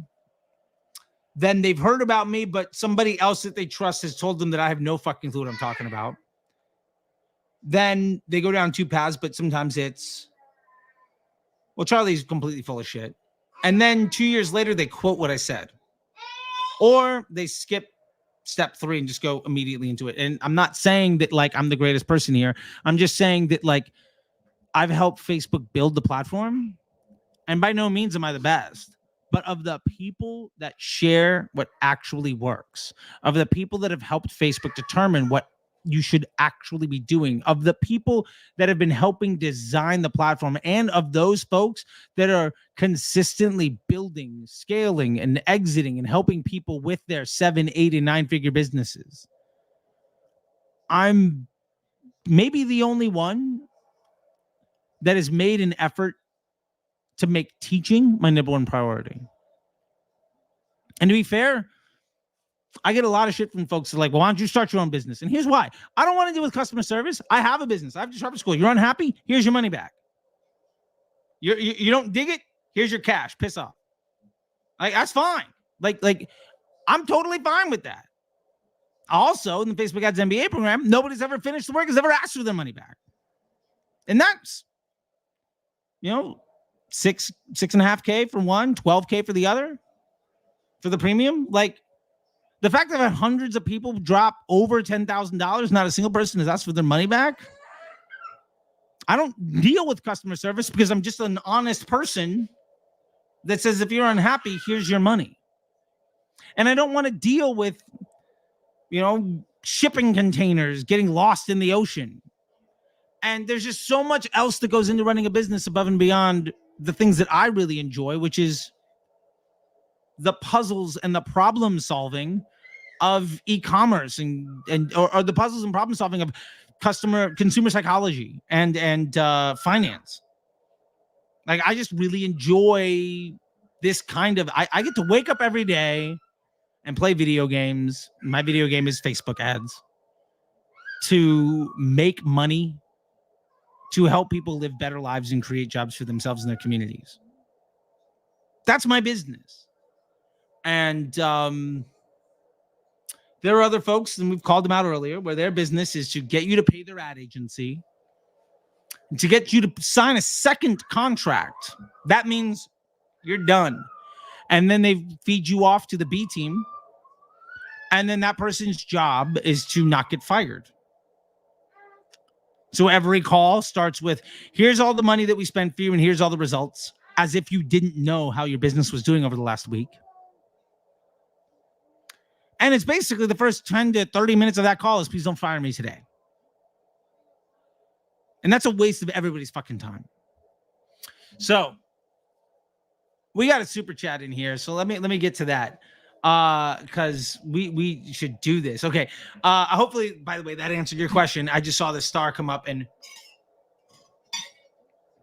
got a reminder. What the hell? Ooh, okay. All right. So Josh, to build on that last question, we're spending about $900 a day on ads. CPA is 96. AOV is 141. And you're currently trying to lift our sales page conversion rate from a 1.3 to a 2 or a 3 to drop CPA.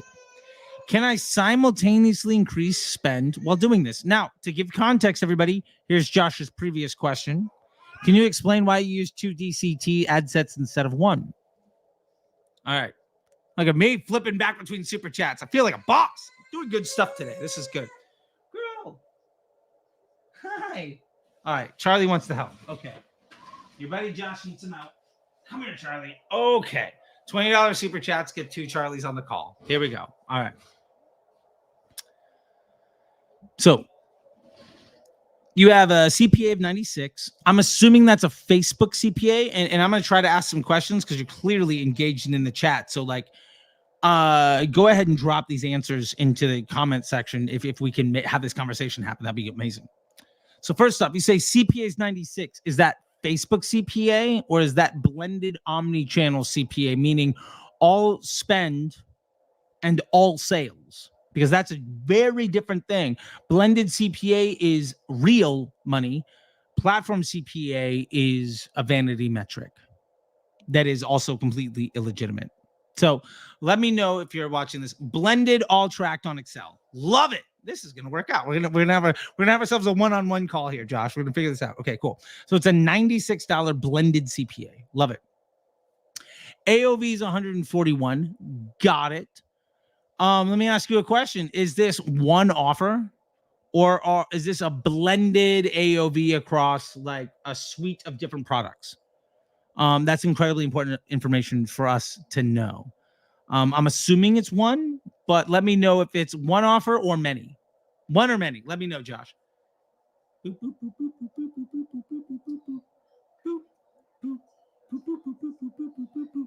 Yeah, okay, girl, like that.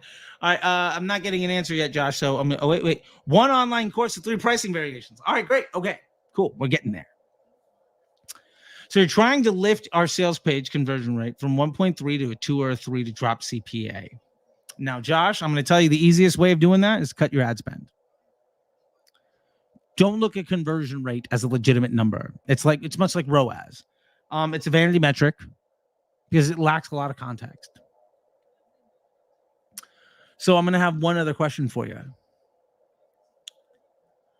Are you making over $900 a day in profit? Or let me ask you this. What is your profit roughly? You don't have to tell me the exact numbers, but roughly speaking, do you feel comfortable spending more than the $900 a day when looking at the volume of profit that you are making in the business on a regular basis? Some days are good, some days are bad. Let's round out the edges week over week, month over month trends. Is $900 ad spend a liability, or is it an under leveraged asset? Let me we feel comfortable spending more, or this is hurting us because of cash flow. Let me know that, and I'll sit back for a second and let you write that answer. And the reason for here we go. So we have 19.4K in spend this month, 28. So we have 9,000 in revenue. Okay, awesome. So I'm definitely comfortable spending more. Okay, Josh. So here's what I'm looking at. I'm okay with trying to spend more money. In fact, if I was you, Josh, I might do something like 2% a day or even 1% a day on Facebook. And then maybe something like when you start to get to that uncomfortability, maybe you switch it to 5% 3 times a week if your blended CPA, if your CPA is below a certain number. Now, you have 3 different price points. In your ads, I'd be looking at the AOV of each ad to see which one is lending me a higher value. So let's say you have a $100, $150, and a $300 offer, and your blended AOV is $140. Which ads overwhelmingly have an AOV that's a lot closer to that $100? Can we get rid of them? What if we got rid of the $85 ad with the 105 AOV? And our CPA went from 96 to 105, but our AOV went from 141 to 180. The types of ads that we run ultimately attract different types of attention. And if you were to go through all of your ads, I'm willing to bet dollars to donuts, you're going to see an AOV differential by creative concept. And so now what we want to do is say, which of these creative concepts brings me the best AOV? Or more importantly, which one is best for my business's bottom line? Because that AOV of 141, maybe you have another reoccurring revenue option or some other things. There might be some value adds above and beyond that. But I want to know which creative concepts are best indexing towards better business results. And especially with the 3 pricing variations, I'm so glad that you mentioned that. Because you might find that there is a big CPA gap between the AOVs. Or you might find the CPA is basically all the same, but some ads have a higher AOV than others. I'm willing to bet, actually, and let me know if you're not in your ad account, don't worry about it. But I'm curious if you can, in your own right, take a look at your ads and say, well, they're all kind of between 90 and $100. And the AOVs are between 120 and 160. Okay. Is the $92 ad the one that's getting you 160 AOV? Do we need the $100 ad that's getting you 120 AOV? What if it's flipped? What if the $100 ad's getting you the 160 and the $94 ad is the one getting you 120? Would you like to pay another $6 to make an extra 40? Let's work on that stuff. And the reason that really matters is because that's going to help with your conversion, your sales page conversion rate. Because once you understand the creative concepts that drive higher value customers, because you're buying higher value attention, once you understand that, then you're going to be able to understand the sales page decisions that need to be made. What are the objections that people have? Why are they buying the lower ticket one instead of the high ticket one? For instance, I just got off, for the Facebook Ads MBA program, and I'll drop that back in here. And to be fair, Josh, if you jumped in the MBA program, what we could do, I would love it, man. I would love it. Like if you jumped into the premium one, we'd have a one-on-one for like an hour. We'll dive into everything. I would love it, dude. But anyway, there's www.disruptorschool.com/MBA ads. I'm not trying to sell it, just being like, oh, dude, I would love to get in there with you and make this happen. Anyway, point is, one thing I do on sales calls, because we have sales calls to the MBA, is we have them recorded. And I can listen to that and I can understand what the pain points are. And to be fair, one of the biggest 3 takeaways on my call, I had my ops guy earlier. Number 1, people wanted case studies. Okay. So we made the decision. The average person has about 6 days between the day they book a call and the day the call actually is. For whatever reason, they might book on a Thursday and it's not on Tuesday or whatever it happens to be. I guess it'd be a Wednesday, but you know what I'm saying. The average length of time is 6 days. All right. So let's do a 6-day email flow. We have happened to have 18 interviews with previous MBA students where they were okay with us making it public. And so they went on YouTube and all sorts of fun stuff. So let's do a 6-day 3-way split test on email as an onboarding. Hey, before your call, here's Vinny's story, or here's Leslie's story, or here's Sarah's story, or Jordan's story, or whoever. Well, if we know the number 1 complaint is case studies, what if in the several days leading up to the sales call, you just had a whole bunch of people telling you their experience and they were live case studies where they just somebody telling you about how great their experience was? Objection overcome. Number 2, people were like, well, look, I'm not trying to learn. I just want somebody to do it for me. Okay. Well, let's make it available on the sales calls for people to join our MBA partnership program, where what you can do is, instead of working through my brand accelerator program, we get you one of the star Facebook Ads MBA program grads, and you can work with them directly, and I support them. And that's $5,000 a month. And after 90 days, it goes up by $500.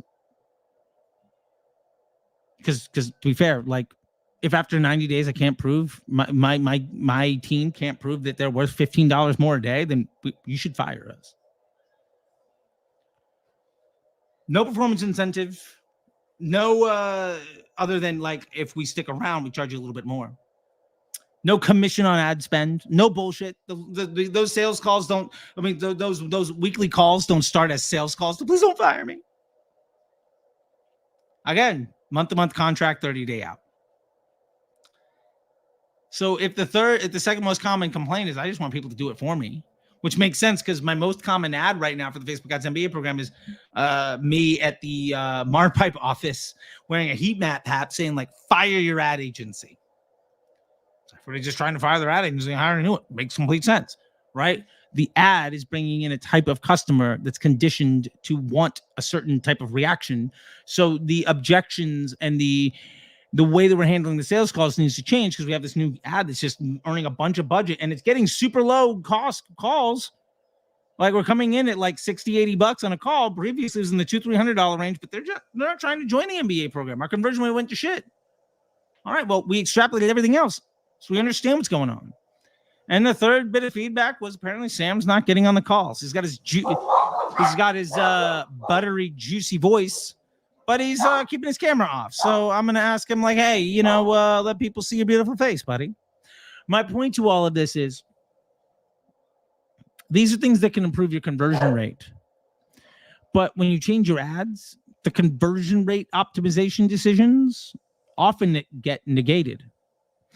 Because if I was to change my landing page to help people hire MBA program students to run their ads, because that's a better converting landing page, I'm not going to make more sales in the MBA program. You don't want to make, you have to understand that when your ads change, the CRO decisions change as well.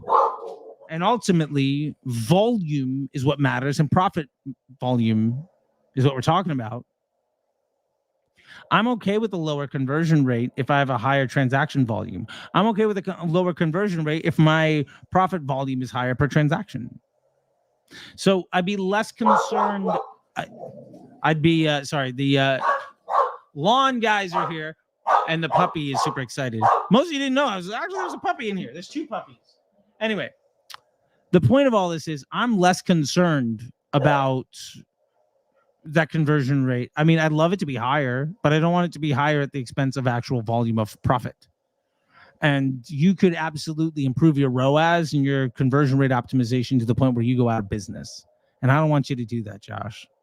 So I hope that is a helpful bit of understanding the next steps. And I would be doing that 4PI analysis to understand where my ads fit in the funnel. I'll be doing an analysis to understand the overall business impact of each creative concept. And then I'd be doing 2 DCTs, or 2 flexible ads in their own ad sets, specifically to try to bring more of my investment portfolio, bring it more in line with what actually is better for my business. And that might very well not be a lower CPA, especially if the AOVs are dramatically different with your 3 different price points. So anyway, I hope that's helpful, Josh. That was super fun. And I loved it. Okay. Boom. All right. We're going to do one other question, and then we're going to pull up the spin to win. All right, girl. So you're getting tired. I got to put you down, sweetie. You need a nap, little girl. Yeah. Okay. She's like, yeah, I need a nap. Okay. Anyway, hopefully that helped, Josh. All right. Feff up. Hi, Charlie. Is it the same thing? It is the same thing. You're talking about dynamic creatives and flexible ads. It is the same thing. Well, kind of. But you're forgetting that flexible ads, it's not possible to select your placements as opposed to DCTs, where it used to be possible. Here's the thing. I don't select placements on my DCTs. I don't select placements on any ads. If your ad only works in a small amount of placements, do you think that ad will scale? This ad only works on Instagram stories. Okay, cool. That reflects 3% of my ad spend. What if I want to scale? Well, then you're shit out of luck, because you optimized for 3% of your ad spend. Something to think about. Dennis asks, what's your Instagram? It's at CT the Disruptor, same as my YouTube channel and Twitter and everything else. Go there, by the way, and if you comment 7 on literally any post, ManyChat will come in and give you a link to my Begin to Win bundle, which is $7 for 7 days, and after that, it's $50 a month. And you get the 1 campaign blueprint that'll tell you step-by-step how to build the single most stable, projectable, and scalable Facebook ad account you can. You'll get the predictable profit scaling blueprint, which will tell you how to build hero offers and how to track your profitable scaling margin and how to set up your cash flow so that you can scale your business. You're also going to get access to Disruptor Bot, 24/7 access to it, which is basically just a ChatGPT style looking thing. But instead of all of ChatGPT, it's just built on over 10,000 hours of video and pages. for myself as well as all the instructors inside the Disruptor School. And there's a community to join too. So check that out. All right. So with this being said, we're gonna I'm gonna start to do. We're gonna set up some. We're gonna go. We got to bust out some stuff here. So let me see. Do I not have it? We're gonna try this out. Okay. Spin. Nope. We're gonna do spin to win GIF. Okay. That's probably not what I was looking for. What did I do yesterday? What did I do the last time I did this? Okay. Spin to win giveaway. There we go. I just need the actual spin to win. Exclusive savings. Man, spin to win prize wheel. Nope, that's not it. All right. Anybody know what the thing is? You can drop it in the chat because I am. You're welcome, Josh. I'm glad this was really helpful for you. We have 130 people. So, by the way, everybody, if you want to get into the giveaway, which we're about to set up right now, you can drop the word DS in the chat. And if you do that, then we will add you to the spin to win. And winner gets a $100 gift card and a free hat, Disruptor School, delivered to you anywhere in the world. If you got internet, you can get the hat. And that's really what this is all about. So go ahead, drop that into there we go. Wheel of names. That's what I'm talking about. Boom. All right, cool. Sorry, I was stalling while I was trying to figure this thing out, but I found it. Fun fact, it's wheelofnames.com. That's the solution that we're looking for today. Oh, cool. We actually also got through all of the live questions in this session. So I'm pretty stoked on that. Yeah, Cody Nixon won our last one. So let's get through this here. If anybody wants to enter, go ahead one more time. Drop into DCT. Oh, man, I realized we missed a whole bunch of questions. All right. What we're going to do is I am going to set this up. And we're going to do the giveaway. And then we are going to go through lightning round style. I am going to try to answer your question in 30 seconds or less. Just so that we keep it reasonable. Let's see. Boom. All right. So if you have any other questions, drop them in. And if you want to join the giveaway, drop DS. We've got Dennis. We've got Massige. We've got Berlin. Let's see, Berlin. Studio. All right. We've got more. Let's see, more Kadazi. We've got Titus. Oh, man, Titus. I remember you from like 2 hours ago. Titus Private. Whoop. Come on, there we go. I can type. As long as nobody's looking at me, I can type real good. I got good typing skills. All right, Roman. Shapeko. Okay. We got Kevin. I'm just going to share my screen so you guys can see what I'm doing here. Boom. All right. So we got Kevin.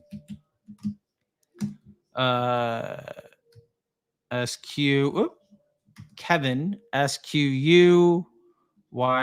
Fun fact, when you see me typing in videos, I am usually that is a combination of multiple takes because I don't want you all to see that I can't type. But we could do that here. No E. So there we go. All right. Let's see. Do we have any other ones? Oh, no, I think that's it. So anybody else getting in on this? Yeah, Dennis, right? $100 gift card, $25 super chat spend, $75 profit, easy. I love it. Okay. So here's what we're going to do. I'm going to go back and find where's our last bit of questions here. By the way, the SOPs are awesome. Some people say they do this. Okay. Recommended account structure. We did that. No doubt. Disable carousel options. Okay. I don't think we actually have. Okay. Fef has a bunch of questions. We're going to start there. Anyway, puppy. Let it be, boy. All right. Here we go. Spin to win. let's get to it. Click the spin. Little girl's excited.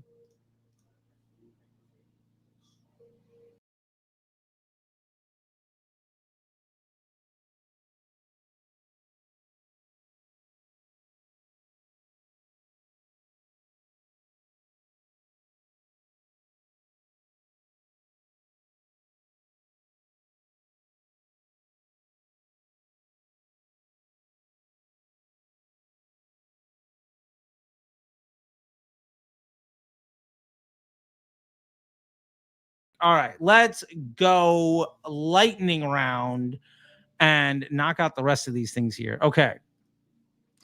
Fef, do you know how to disable the carousel option in flexible ads? Nope.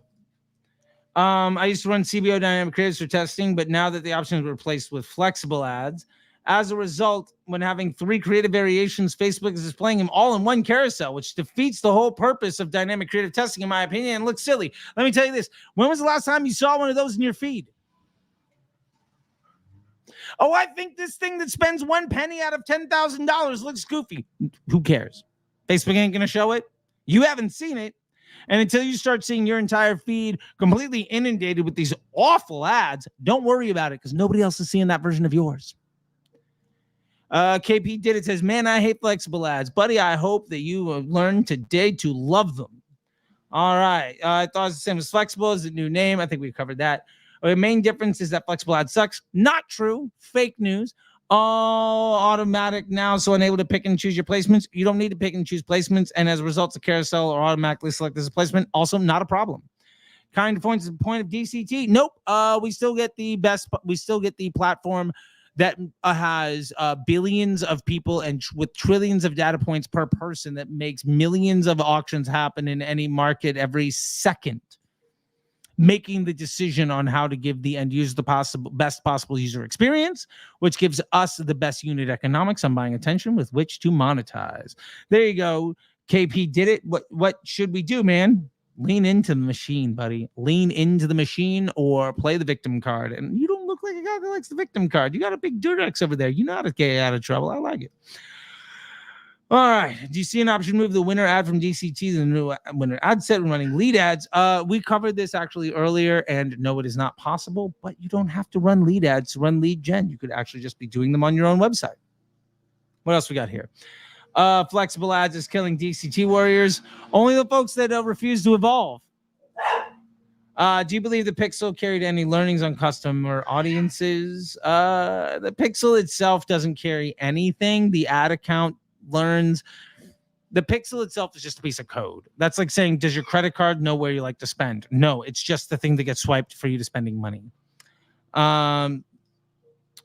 Griffin, thanks for the streaming. When beginning media buying for a brand, what is the best approach to identifying what works and what doesn't work in the first few months? Is mass testing okay? First thing, Griffin, figure out the products. Like, if you're just media buying for business, how do they already make money? How do you just take some of the profits on what already works to amplify the opportunity of that success to go make more money? That'd be my number one suggestion. Also, Griffin, if you're still watching, go ahead and drop 7 on literally any Instagram post that I have at CC the Disruptor on that Instagram account, and you'll get a link to my Begin to Win bundle, which is like $7. Girl, you can't bust out of it.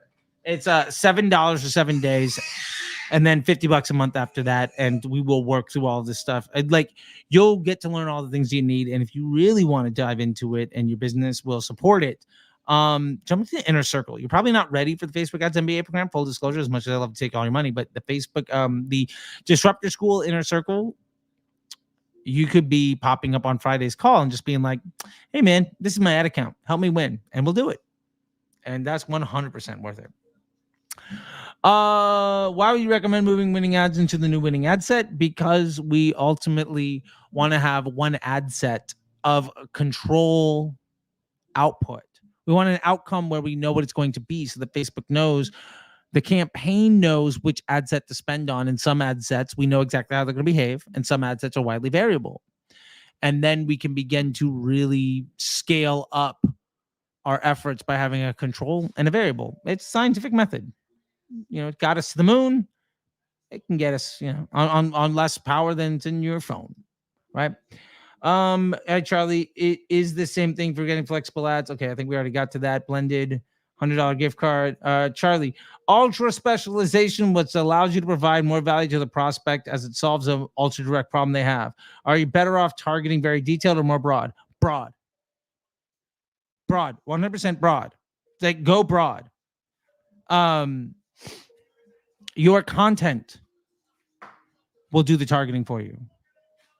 Your targeting doesn't work like you think it does. And actually, that's one of the things that's in the one campaign blueprint, and also in the profitable scaling margin, predictable profit scaling blueprint that you'll get in the begin to win bundle, begin to win Facebook ads bundle that we have on Disruptor School. Again, it's $7 for 7 days, and then $50 a month after that. Go to my Instagram to get the link, or you could just go. You could just go to disruptorschool.com and scroll down a little bit. I think it's the second. It's like the most popular bundle or something like that. Check it out. But yeah. And then let's see. In targeting broader, oh yeah. You get tired doing this stuff for hours and hours and hours, right?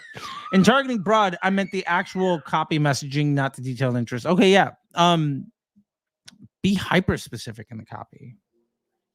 Let the ad target exactly who should see it. All right, Griffin. Last post of the day. Or last post of the session. I keep saying day. The issue is that the band has been unprofitable for 2 or 3 years. On my own brand, I was able to scale to 6 figures a month, and they hired me to handle media buying for them. Haha. All right, Griffin.